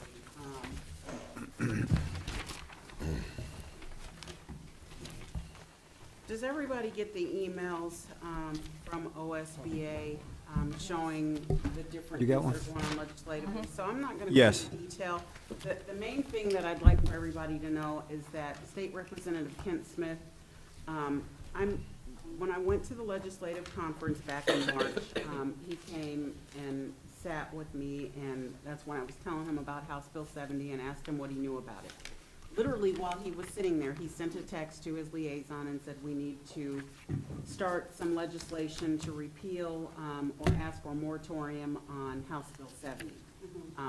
The gentleman responded, and the next thing you know, he and Representative Fedora, I believe was her name, did establish legislation. I shouldn't say they established legislation. What they did is they established House Bill 626, which is basically asking for a moratorium for House Bill 70, which is exactly what we're asking. This is what Mr. Jolly and the other superintendents are asking for as well. So please reach out to State Representative or Senator Brenner, and just let him know that we support House Bill 626, and I believe the other one was House Bill It's 630, yeah, 630. 630, right. Because we, the fact that there's an academic stress commission has the authority to take over districts is just wrong. It's bad for the students, it's bad for communities, so I think I'm just gonna keep it brief and just kind of put it out there that's the main thing that's impacting us. In addition to House Bill 343, that one is still out there as well, and that's the one that deals with giving them the authority to, that's the one that deals with the taxes. Yes, 343. Right, so, but the hot priority for us is House Bill 626, which is new legislation and should be coming before the Senate here pretty soon. So more to come on that. Hopefully we'll have more of an update at the end of the month. Thank you, Ms. Gator. So I'm gonna add Go right something ahead. to hers. I just left my regional meeting, and just so you guys don't know, I meant to bring it and I forgot, but I'll bring it to the next meeting. When we talked about our resource officer, there is a House bill out, and they are giving school districts money because there is a lot of criteria to having a resource officer. You just can't bring a police officer in just because they're from that district. There's a training that they have to go through, and when they're a police officer and a resource officer in the district, they must be off the clock for the whatever police department that they're working for. So there is a House bill out there. You can have a resource officer per building. You can do that. So that's just something so you guys would know. Also, regarding the other House bill where they were going to merge higher education, state boards of education, and ODE, that right now is on a standstill. 512, I think that's 512. Yeah, they have that right now on a standstill. They're not going to vote on it as they had originally planned to this month. So they're actually going to wait till they come back from recess to revisit that in the fall. So just And the one that she was referring to about the resource officer, that's legislation that's pending. It has not been formally introduced. It established the House bill, but it has not been formally introduced yet. I'm gonna get it or not, I don't know. All right, anything else about legislative at all? Next, we had board goals, and I know Board Member Elba wanted to talk about board liaisons per building. Go ahead, Board Member Elba, about board liaisons. You had a question? Well, actually, I just wanted to kind of really talk about all of them. We actually said we were actually going to start, was it this month we were starting? To see kind of where everybody was at. I'm not really sure if everybody has calendars of what's going on in their building. I have mine. I sent an email asking. Ms. Farmer sent me mine Wednesday. So, and I guess that's going to be a key piece for us. If we are going to enact our goals, we have to have the participation and the cooperation from the buildings. Because some of us know more than others, and in order for it to be collective and around the thing, because there's things that everybody's building that they may want to go to or may want to attend or whatever. So I'm actually going to put that back on Mr. Jolly regarding the email that you sent out to the principals, reminding them that the board has new goals, and that is one of the goals. So if they can forward it to you, and then you can just forward it to the board members on what's going on monthly. I mean, school's almost over, but Yeah, moving forward, that can be one of those pieces for that. Can I add on to that? Yes, ma'am. I apologize. We have a calendar, a district calendar. How come that information doesn't populate for the different buildings, or does it, and they just don't update it? Yeah, so I can only speak on recently, with Kendra being out, the calendar was not, Ms. Harris, Kendra Harris being out due to her maternity leave. It was not being updated as much as when she was here. So that is something that we will, you should see improvement with her being back. We had a substitute, but they were not here every day, so they did not update the calendar. So the calendar should be updated. Kendra should know about all the events and updating the calendar. But also I will follow up and make sure that our principals, and what I would do is just send the board the weekly, each principal does a weekly bulletin that has all the events on there, and I'll just forward the weekly bulletin to the board. And then you'll get the weekly bulletin and it'll have everything on there, and that'll solve the problem. Okay, thank you. The other thing, we talked about our chat and chew. That's already secured. I don't know where. June 2nd? June 2nd. Okay. Library? At the library. Okay. I actually just kind of really threw this together, but I actually made a flyer up because if we are going to get it out, then we need to start like this week getting it out, especially with the parade coming up. The flyers can be, as we are walking, they can be passed out at that time. But I actually just really threw these together, but you guys can just tell me really what you think of that, because I do want to start us disseminating those this week, because we only really have like 2.5 weeks. And I know, Ms. Gator, you talked about getting, soliciting donations. I'm not really sure where you're at with that. However, if that is not going to happen, I think as a board, we may need to go in our pockets for this first one to have what we said we were gonna have, and have it at the, and still continue to have it luncheon, breakfast, whatever it is that we're gonna do. So, I don't think that one should do more than the other, because I know how you are, Ray. So, What are you pointing to? I don't do that. so I think that if that's not gonna happen, Ms. Gator didn't get the donations back yet from that, then we can possibly use those for the I next got you. event, but then be prepared to go into our spending for the second. Okay. So can we expand on the chat and chew, because I really wanted us to have some discussion about. How are we gonna do it? What- Yeah. Yeah, so, you know, I think what we kind of have to discuss is exactly what is the format gonna be for the chat and chew? What are the hot topics? What do we want to share with individuals? So, you know, for me, of course, things would be House Bill 626, you know, there's a lot going on legislatively. So there could be a brief discussion about what's going on legislatively. I don't know if anyone else had any other ideas, but I know as far as board goes, we were talking about doing it quarterly. Did you guys want to do it individual buildings too, or no?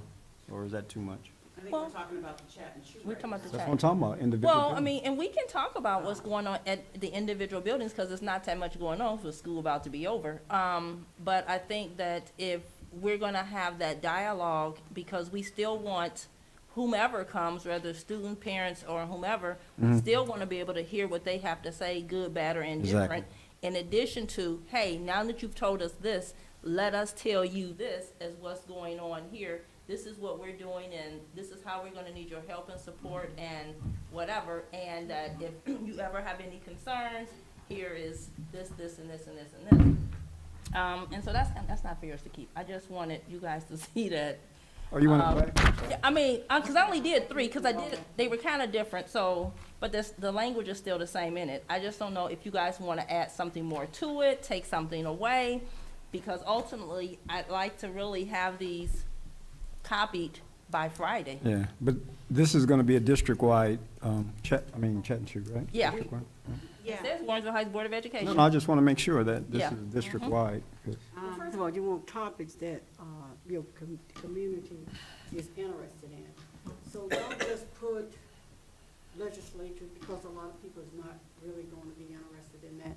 So you're going to have a catchment topic that's going to pull people to be a part of that. So I think that's something that we really, and we only have a little time, so we really need to. Huh? No, she's talking about like time it's wise June getting it 2nd out, versus, not as far as, having it. So I personally think that we kind of have to look at what our goals are. You know, what are some of our areas of concern? What are things that we need to be sharing with the community? If not legislative, are we asking for feedback from them? Is it a two-way street? So, I think it should be a two-way street. I mean, we have not as much parent involvement that we want to have. I know we have Ms. Levert, and Ms. Levert is the great piece for the district, and she can spread the word, and I've seen her at every principal chat and chew, coffee and chew, but we do have to have it, like Michelle said, back and forth. We got to hear from them, and this is what Principal Reynolds does. And then he comes back on the next one, he's like, okay, I heard it. And that's where I got the potluck, and we want to cook, Mr. Freeman, and, I mean, you know, these are parents that said they would like to have some food being made, and they can share. I know last year here alone, they did a painting, they do, Michelle, Yeah, paint thing? Yeah. That worked. Yeah. Well, and we just have to make sure that the things that we are going to engage, that it's going to be of interest to people to come. Because you don't want to get the same 10 people that's going to come to, you know, that's always coming, because you got to have that input from the students, the parents, and things of that nature. So I think personally, I think we do need to do the legislation. What I think maybe could possibly if you can highlight them on a sheet of paper, and then talk about House Bill 70, talk about the resource officer, but then they'll still have this, so the ones that you don't touch base on, they still have the paper format to kind of really know, because at the end of the day, the legislation is gonna impact everybody. Whether you wanna hear about them or not, it's gonna impact. You don't have to go into detail as to down the road. But then we need to also talk about, we've been hearing people come to our board meetings now for quite a while. Let's talk about some of those issues that they've brought up. We've heard about the bullying. Let's talk about where are we at in that process. We've heard about, you know, whatever good things that they had. Let's talk about that. We need to be able to combine a little bit of everything that we have heard as board members and then still hear from them. Because we don't want it to seem as if, okay, here's what's going on and this is it, and we really don't want to hear what you have to say, but have some food and keep it going. Mr. Chair, can I please make a comment? Vice President Mitchell? Go ahead. I think Chat and for chew. this first chat and chew, if, Mr. Jolly, do we have a means, if we put the flyer out, do we have a means of, Robo. do we have a means of having something, an inbox where we can get feedback from the community, where they can tell us what they'd like to talk about? What we can do is put up a community survey on the website. We can make a call and refer them to the website, and they could go on the website and go in and survey. We could do a survey and put it on the website. That's no issue at all. Okay, because I think for the first one, it would benefit us to hear what the community wants to talk about. We can also talk about legislative, we can also talk about facilities, but to Ms. Barber's point, you can't go out there with a topic that says legislative because people will glaze over. I wasn't saying that legislative was going. Right. All I'm sharing is I think we should ask the community what they'd like to talk about. So- First go around to get us started. So, I'm sorry, someone give me the questions. We'll create the survey. And I guess my question is also, I do know that the middle school in John Dewey just did a parent survey. Then maybe we need to speak with the parent liaison and whatever regarding that, and then kind of use some of that piece to go for that, in addition to what it is that we want to put out. So that will kind of give us that start, and then moving forward, okay, well, we're gonna do this however often we said we were gonna do it. What is of interest to you as a student? What is of interest to you as a parent? What is of interest to you as a community person that we as a board can help better the student, better the parent, better the community, and go from there? Okay, any other questions about Chat and Chew? We're not done. Oh, I'm Not sorry. done, No. So I just need to know, what do you guys think of this? So, Yay, nay? go Tracy. Go ahead. No, you go. Because we do need to change it. I mean, yeah, I'd like to see it have more of a Warrensville flavor. okay. We can do that. Anybody Gator. else?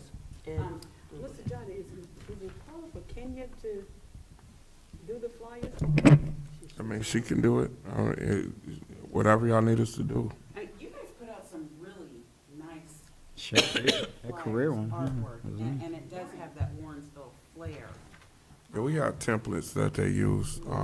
If you send us what you want, I can ask her to create it.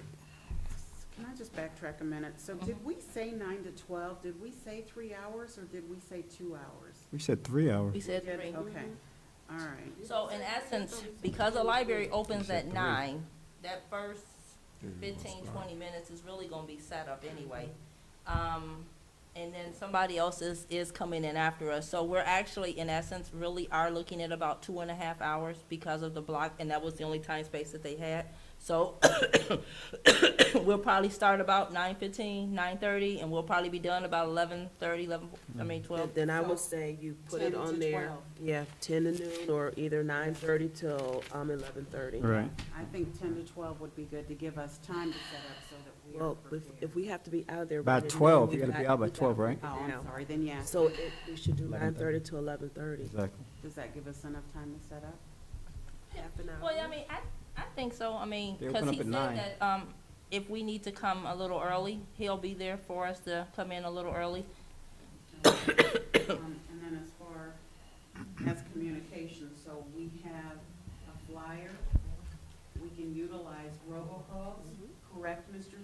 Yes. I like Michelle's idea about handing those flyers out at the parade. And are there key places within the community that we can put these flyers? Some of the apartment complexes, the library, City Hall, all three city halls, I would imagine. The Y, the Right. barber And shops. actually, I would probably say, some of the corner stores and the barbecue places. So Because we- those are high areas, especially on the weekend.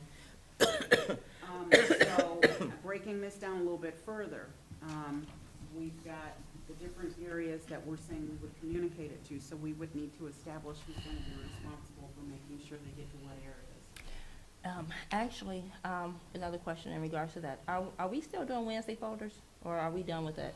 Yeah, I think we're done. It's the end of the So year. how are they how are they getting information out to the parents? Because everybody's not doing robocalls. We still can send it home. I mean, we still send flyers home. So if you get the flyer done, we can get it home this week and next week. We send it home twice, actually. And actually, I think that's the most effective way, is to send it home, especially with the younger children, with a flyer. Not necessarily with the high school students. Yeah, not with high school and middle school, And but middle with school. John Dewey through Eastwood, the parents are expecting things to come home. I'm sorry, so then going back to what I had mentioned, the key areas for distribution, do we have anyone that wants to volunteer to take them to certain places? How do we want to get that task done? I don't have a problem with doing it, but I think though, because we all live in different areas, if we can all take it and target our area, I think that will probably be a little more conducive. All right, so we mentioned the YMCA, city halls. The library, we got the corner stores.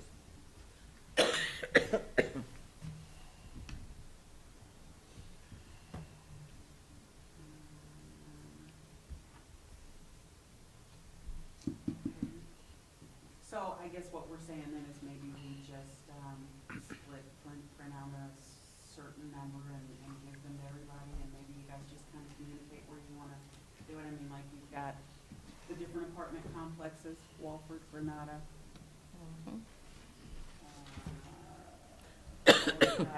North Randall. Do we agree that we should hit those areas, or do we just want to send it home in the Wednesday folders and robocall?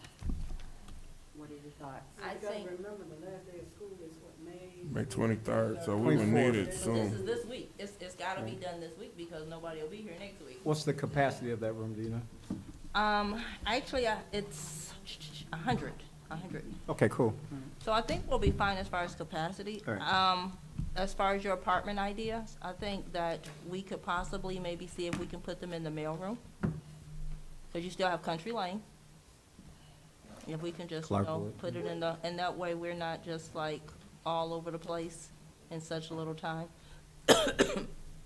So should we compile a list of places and then, Divide it. You need to do it readily, like quickly, very quickly. and is everybody willing to, I'll do Ward 3.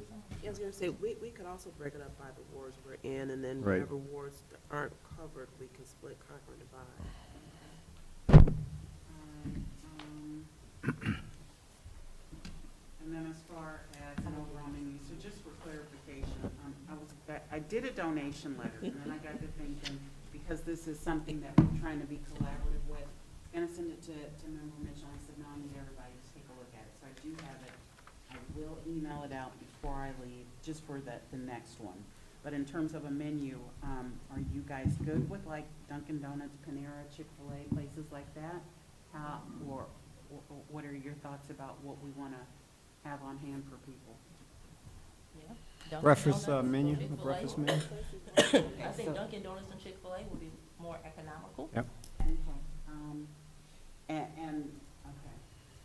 so cost-wise and who's gonna be responsible for getting the material, getting the refreshments? How do we wanna do that? How much do we wanna put in a piece? Well, I guess the first question is, how many people do we think we're gonna attract? I don't anticipate a lot of people. I don't I either. would say 30 people if we're lucky. And so me personally, I was thinking about reaching out and inviting some people. Maybe reaching out to Westwood and since it's my building and saying, hey, give me some parents that you know that are involved and let me personally call them and invite them. So that was kind of my thought. I really don't see, I'd be surprised if we had 50 people for the first one. I think it's I gonna think be that lower if than that. we get a hot topic that parents wanna know about, you're gonna pull a lot of parents. But we're not, But you're not, but that's. It's our first correct, one, but so- This is our first one, and I think we need to pick a topic. I don't think legislation should be the first topic. What's a good topic? I want to know what's the parents' vision for the school system. What do they wanna see? What do they wanna change? so we're seeking input Yeah, and asking. we seek it, well, yes, we are seeking input, because you're coming into a new school year, and it was a parent, and it was disappointing for me to hear that, especially at the end of a school year, that a child is being picked on, bullied. I just want a feel of how the parents are feeling about their district, their views. What can be different? What can we change? What can we change in the elementary level before 2018, 2019 even start?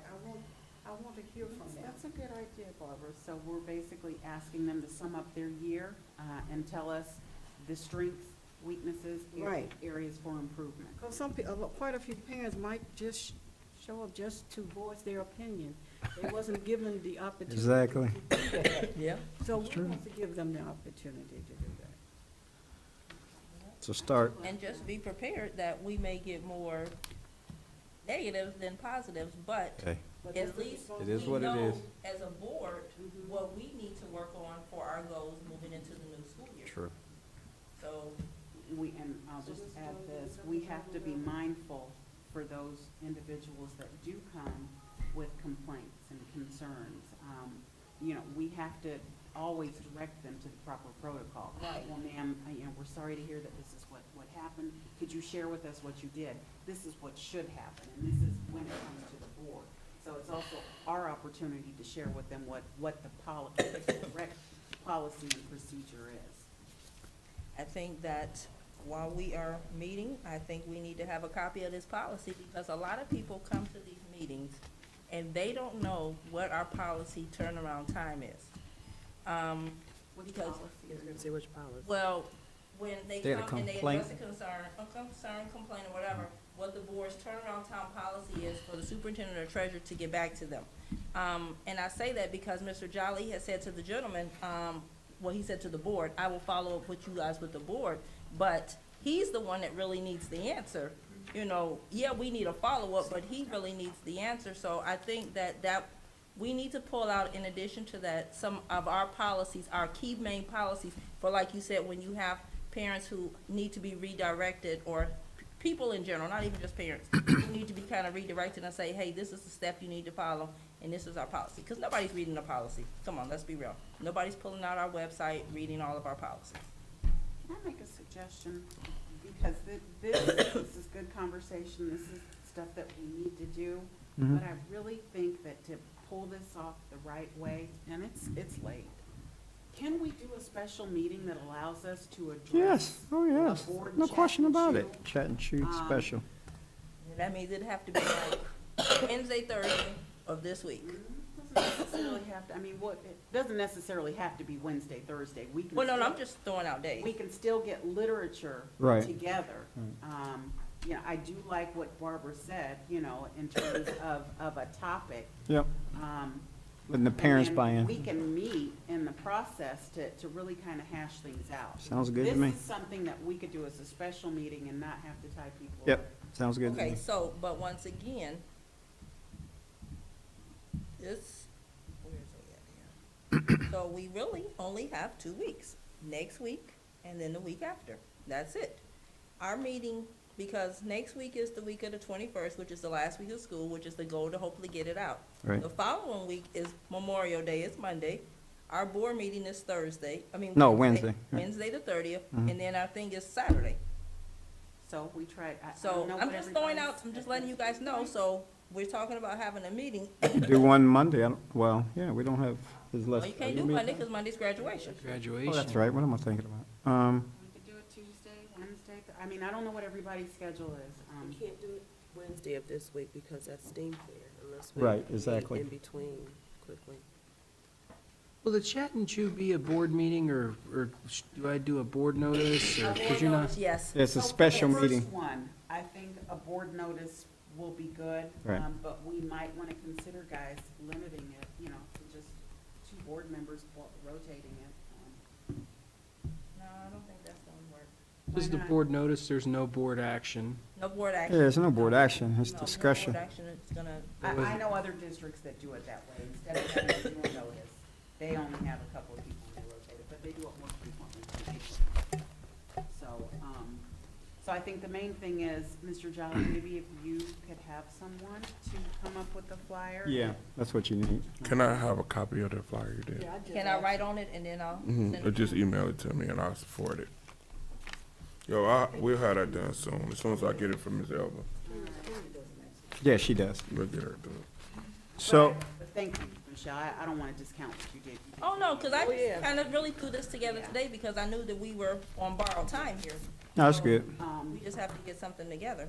So a meeting, do we agree to, I know this is the hard part because everybody works and has other things going on, but is there a day, maybe one day next week, or I don't care if it's this week. Yeah, we do. No Tuesday for me. We can do it this Friday if everybody, I mean, it's up to you. Prom. No? Friday's prom. Why, y'all going to prom? Friday's a bad day. No, but prom is, you know, prom. I mean, you want to do it soon, I mean. We could do a Saturday. I don't know how you guys feel about coming in on a Saturday. I won't be here. Oh, that's right, I gotta get your gown, that's right. Okay, so you said Wednesday's not good for you, Tracy. I didn't say it's not good for me. Wednesday works for me. I'm just reminding everybody. it's Yeah, a we STEAM STEAM fair, I'm not gonna Okay. be at a meeting this coming And week. then Thursday, you're out of town. She gotta go. Yeah, I'm out of town as well Thursday. Yeah. See you later. Oh, I can't hear you. Happy Okay. anniversary. So, Thank you, happy anniversary. We can do it next week sometime. I don't know how's everybody's schedule. I can send out an email. Tell me, I guess Tuesday or Monday. I mean, we can't do Monday. Why keep? Tuesday's open, Wednesday's open. Monday is graduation. What about Tuesday or Wednesday next week, just to have a Wednesday quick, next week, Wednesday's. is that enough time? Wednesday next Yeah, week, okay, that's fine. just the 23rd. Because Dr. even Rock, though the Wednesday. flyer's going out, this is just really for us, for I know. our What topic time? of What conversation. time? What time is good for And everybody? to really kind of finalize everything. What time? Just say Yeah, 6 o'clock, Dr. Rock, Wednesday, Wednesday the 6 23rd. o'clock, 23rd. I'll make it. May It'll be at the board. 23rd. Y'all wanna have it at the board, or is that? Yeah, the I board might office be is late, good. but it's, That's all right, yeah, you'll be fine. So we can meet at the board office. thanks. I mean, we'll do. I mean, can we do 6:30? Yes, that's Thank fine. you. We can do 6:30. 6:30. 6:30 at the board office, works for me. Okay. The purpose is for Chat and Chew and Planning. anything else? No, we do have that other, issue. Yeah. That we do need to, Can we do those both, or no? yeah, we can. Is that okay? Be executive session, go into executive Yes, yes, session. I'll yes. get Let's the do 'em language both. From Chris. Yep. So we'll have Pep on way. We should be finished in an hour. It depends. Are we okay to move? I So- mean, it's pretty easy. Let's move. Next one, 5 on our board agenda is our policy. This is the first read. We're done with everything, right? I'm sorry, Ray. That's all right, no Just went kinda problem. Fast. We're, No. so, I mean, okay, so let me just clarify, just to make sure. The new flyer is gonna be more school colors, blue gold, kind of schoolish. We're gonna make sure that we reach out to the local stores, the library, the YMCA, the corner stores. We're gonna break this up according to our wards, and then the other extra wards we'll all just kind of divide and kind of conquer going on. We're looking at Dunkin' Donuts and Chick-fil-A. The parents' vision for schools, the parents' input, the strengths, the weaknesses. That's pretty much sum it up? a recap of this last school year, yes. Okay. Oh, and the time is gonna be 9:30 to 11:30.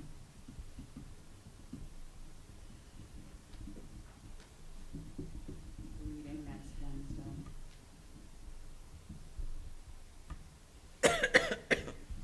Anything else? No, I think anything else we can just discuss So- at the next meeting. Okay, so, and at the next meeting, we'll discuss how much we're all going to contribute and what is gonna go towards. Yep.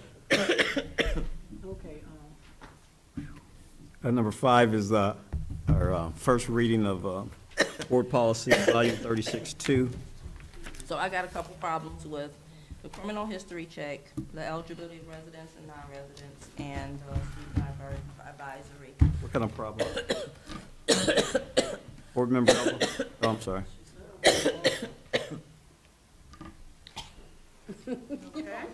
Yes. So, the criminal history check thing, for those of you guys who remember, we had a huge problem with that before in the day, because school history checks, criminal background checks were not done as frequently as they were being done. And so as a result, a lot of people had to be let go because in between the time that they were hired and when the new law went into place, people got a felony or whatever. So based on that, it's stating that there is not gonna be a requirement to do one. I don't think that we need to make sure that this policy still coincides with the state law that requires them to be done every so many years. Because this was kind of saying that if I went from position A to position B, it's not gonna be required. But I could have committed a crime between position A and position B. But it's still within the district, right?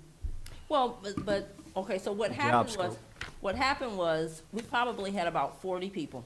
How long ago was this? Yeah. Umbrella? 2012? So I'm gonna ask you to pause for 1 minute if you don't mind. Mr. Jolly, is this something that is currently, have you seen that we're being impacted in a negative way like this? Or I think Kenya does fingerprints. Yeah, I haven't seen it internally. I mean, we've hired like 64 teachers, so we have a relatively new staff here. So some of the issues that were there in 2012, we're not experiencing those because we have pretty much new people. I do not know, I don't believe that we randomly check people every few years at this time, like someone who's been an employee here for 10 years. But I do know that when someone commits a crime or a felony, that it automatically gets sent to us. So if someone gets something outside of the district, then they do send it to the district. Bless you. So when did that start? Because, let me say this, some of the 40 Thanks, that we Lillian. had to let go had been here for Long time. 20 years, 25 years, had been here. And in between the time that they had been here, no BCIs or FBIs were ever done again. Even though that we all know on your job, every so many years, you're supposed to have it done. So when they came in and said, these need to be done, then that's when all of these started popping up. All right, so I would say this, if that's the will of the board, there's a cost to go with the BCI, FBI checks. So if that is a policy that we want to interact, then we have to consider who would pay for them. Because I don't think we can charge the employee to take on a FBI check every 5 years. That is something that the board will have to take on. It's about $65 for both. Yes, I yeah. personally would like to hear from HR. Maybe you could get something from them stating, Yes. you know, that this policy doesn't negatively impact us. And I would say policies are pretty fluid. I mean, we can make changes as we need to. Yeah. If we see that there's, you know, an issue. So we'll have a report at the next meeting about the impact of this and any recommendation that the board has. so. Mr. Jolly. So we don't automatically, after 3 years, do a background? No, once a person is hired, Okay. they're pretty much in. We don't review their background at all. Now, in the event there's, It's required if they get a felony. right, in the event they commit some crime, then it is reported. Okay. Also, don't they, when they renew their license, though, they have to get a, Yeah, and when you renew that's for teaching staff. Yes. So for educational stuff, so that's every 5 years. They can also, if you're a teacher, because this happened, one of the teachers just had to write a letter of explanation of what had occurred, and it was stayed between the ODE and the teacher. So that's another thing. Right. That's true. So every 5 years, teachers do have to get FBI checks. Along with myself and others, we have to get FBI checks every 5 years. This primarily will refer to OC people who don't have to get a license renewed. So OC don't have to get a license renewed because they don't have professional licenses. So hence, this policy will be more directed to our OC members and not WEA members, because WEA members and principals have to maintain a license which require a FBI check every time you renew. You want to read the other ones? The resident and non-resident of students. To me, this is almost saying we're doing open enrollment, even though some people keep saying we not. But if I live in East Cleveland and my child's father lives in Warrensville, but the child lives with me, why is the child getting to come? To me, that's what this is, and that poses a problem. I get it. Some people want to see increased enrollment, but that's just like open enrollment, just saying anybody can come. I mean, we're already struggling with the children that we have, and to bring in additionals that may be about to be put out of school or are put out of school to come. We just had a case where someone tried that and they were enrolled, expelled from or about to get expelled from Cleveland Heights, and we denied the entry into the district. So I think our pupil service take things on a case-by-case basis. Bridget does an outstanding job making people prove they live in the district. I think the only exception in that policy is about employees' children coming to the district. And I think right now we might have one employee that have a child in the district. So I can say that Bridget and her team does a great job in making sure people have the correct documentation to be in the district. And how often are they verifying? How often? Every case, as far as I know. I'm saying, so most school districts verify in July or August before school start, and then they verify again in January because people move over the breaks. And we just listened to how Ed Choice and other schools, how they move out in December or January, and we still continue to pay because we don't know that they are gone. It's the same thing as if, because I know somebody right now who lives on 131st, and they've been going to Warrensville for about 9 years now, just rolling in the thing, because we're not asking for So what happens resident. when people, so I can't dispute that people do that. I just can't, but I can say that when alerted, Mr. Alexander chased down the people. Some people have mastered the ability to say they live in Warrensville and don't. I mean, they go to grandma's house or somebody's house. But we just had like 2 students that were out for the bus and they were like stranded outside for the bus. Mr. Alexander tracked them down and got them out. So I think it's an ongoing process. It's reflected in our money that we are getting kids off the roads that don't live here. But I agree, that's something that we got to continue to work on. It's not perfect. Because I know on my street, we don't have half as many kids as be standing at the corner waiting on the bus. Yeah, so, I mean, they check everybody, but just like you said, people move continuously. You know, we have a lot of people using the McKenty Vento thing, that's the homeless. So they're saying they're homeless. When we're about to kick them out, then they come back and say they're homeless. So these are things that we got to keep working on. I would say it's not perfected at all. I will say that Pupil Services does a good job in making sure people prove their residency, and then Mr. Alexander does a good job chasing leads on people who don't live here. But we got to continue that process. So what you just said is a good thing to do a second check in January or something. But that is something we want to perfect to make sure it's right. I mean, we all work on it. Yeah. So, and just for the board's knowledge, that was another one of the things from our regional meeting, that they are looking into trying to find some type of way to regulate homeless kids, because you saying you homeless, but where are you really homeless at? And even though technically you can't say you're not homeless, you know, because I could be sleeping in my car, but I could also be living on Martin Luther King and saying that I'm homeless, but I'm really not. So they are looking at a way to kind of redefine it. Some other school districts in Ohio further south, they have adopted a policy to kind of monitor and streamline, so they're not getting little Johnny that was kicked out of whatever school and then coming to their district saying that they were homeless, just to kind of get in. So. Any other policy board that you want to discuss on these first reading? So, actually, 4121 and 5111, you can't have a first reading until we get to the. To what? We'll bring it back at the next meeting with the questions answered. Okay. So those two will be listed separately as first reading. That's first reading. Right. What are the two again, Ken? 4121 criminal history. Court check, and what was the other one? 5111. Yeah, 5111. All right. Any other questions on policy?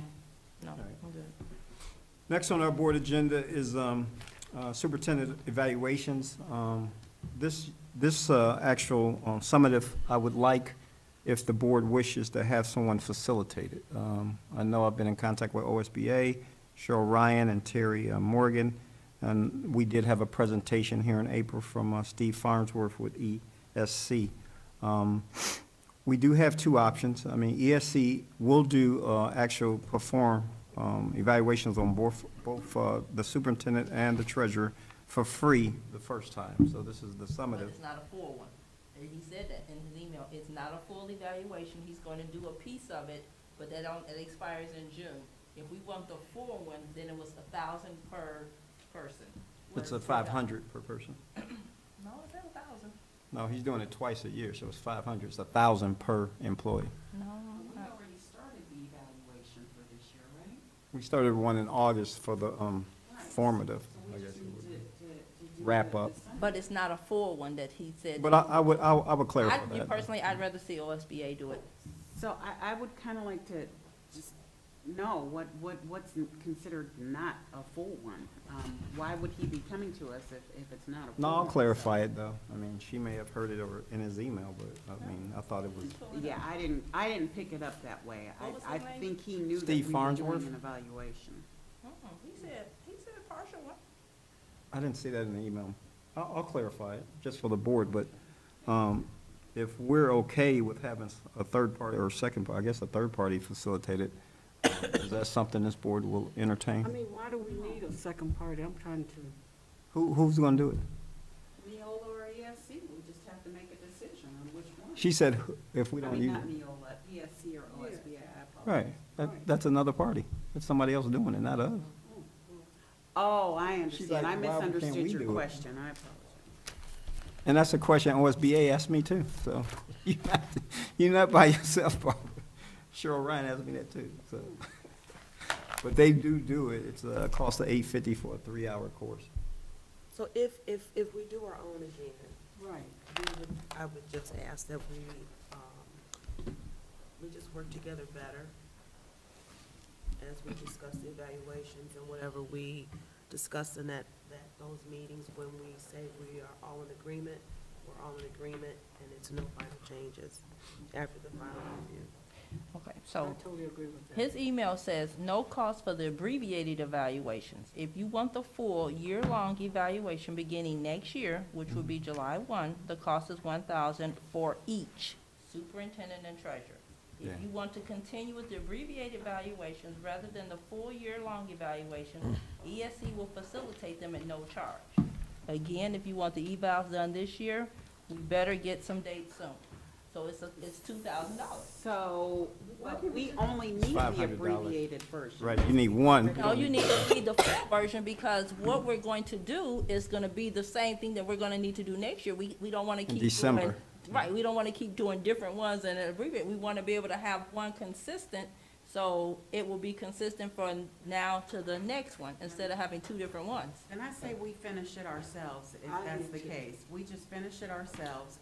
That's not the way I took it, though. I didn't take it that way neither. I want to clarify, but we can do it ourselves if someone want to facilitate, because I'm not facilitating it. You're the board president. So. I'm not facilitating it, though. That's why I want to reach out and go to a third party, a non-biased party. Tracy does an excellent job at facilitator, and I think she should continue.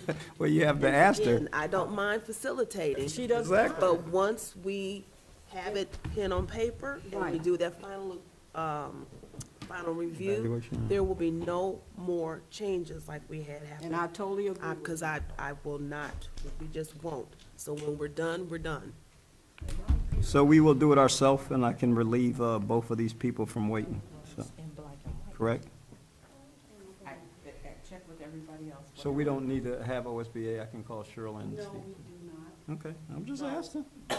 So, just so I can be clear, ESC, nope. we are going to use the same tool that we just used for this year, the next year.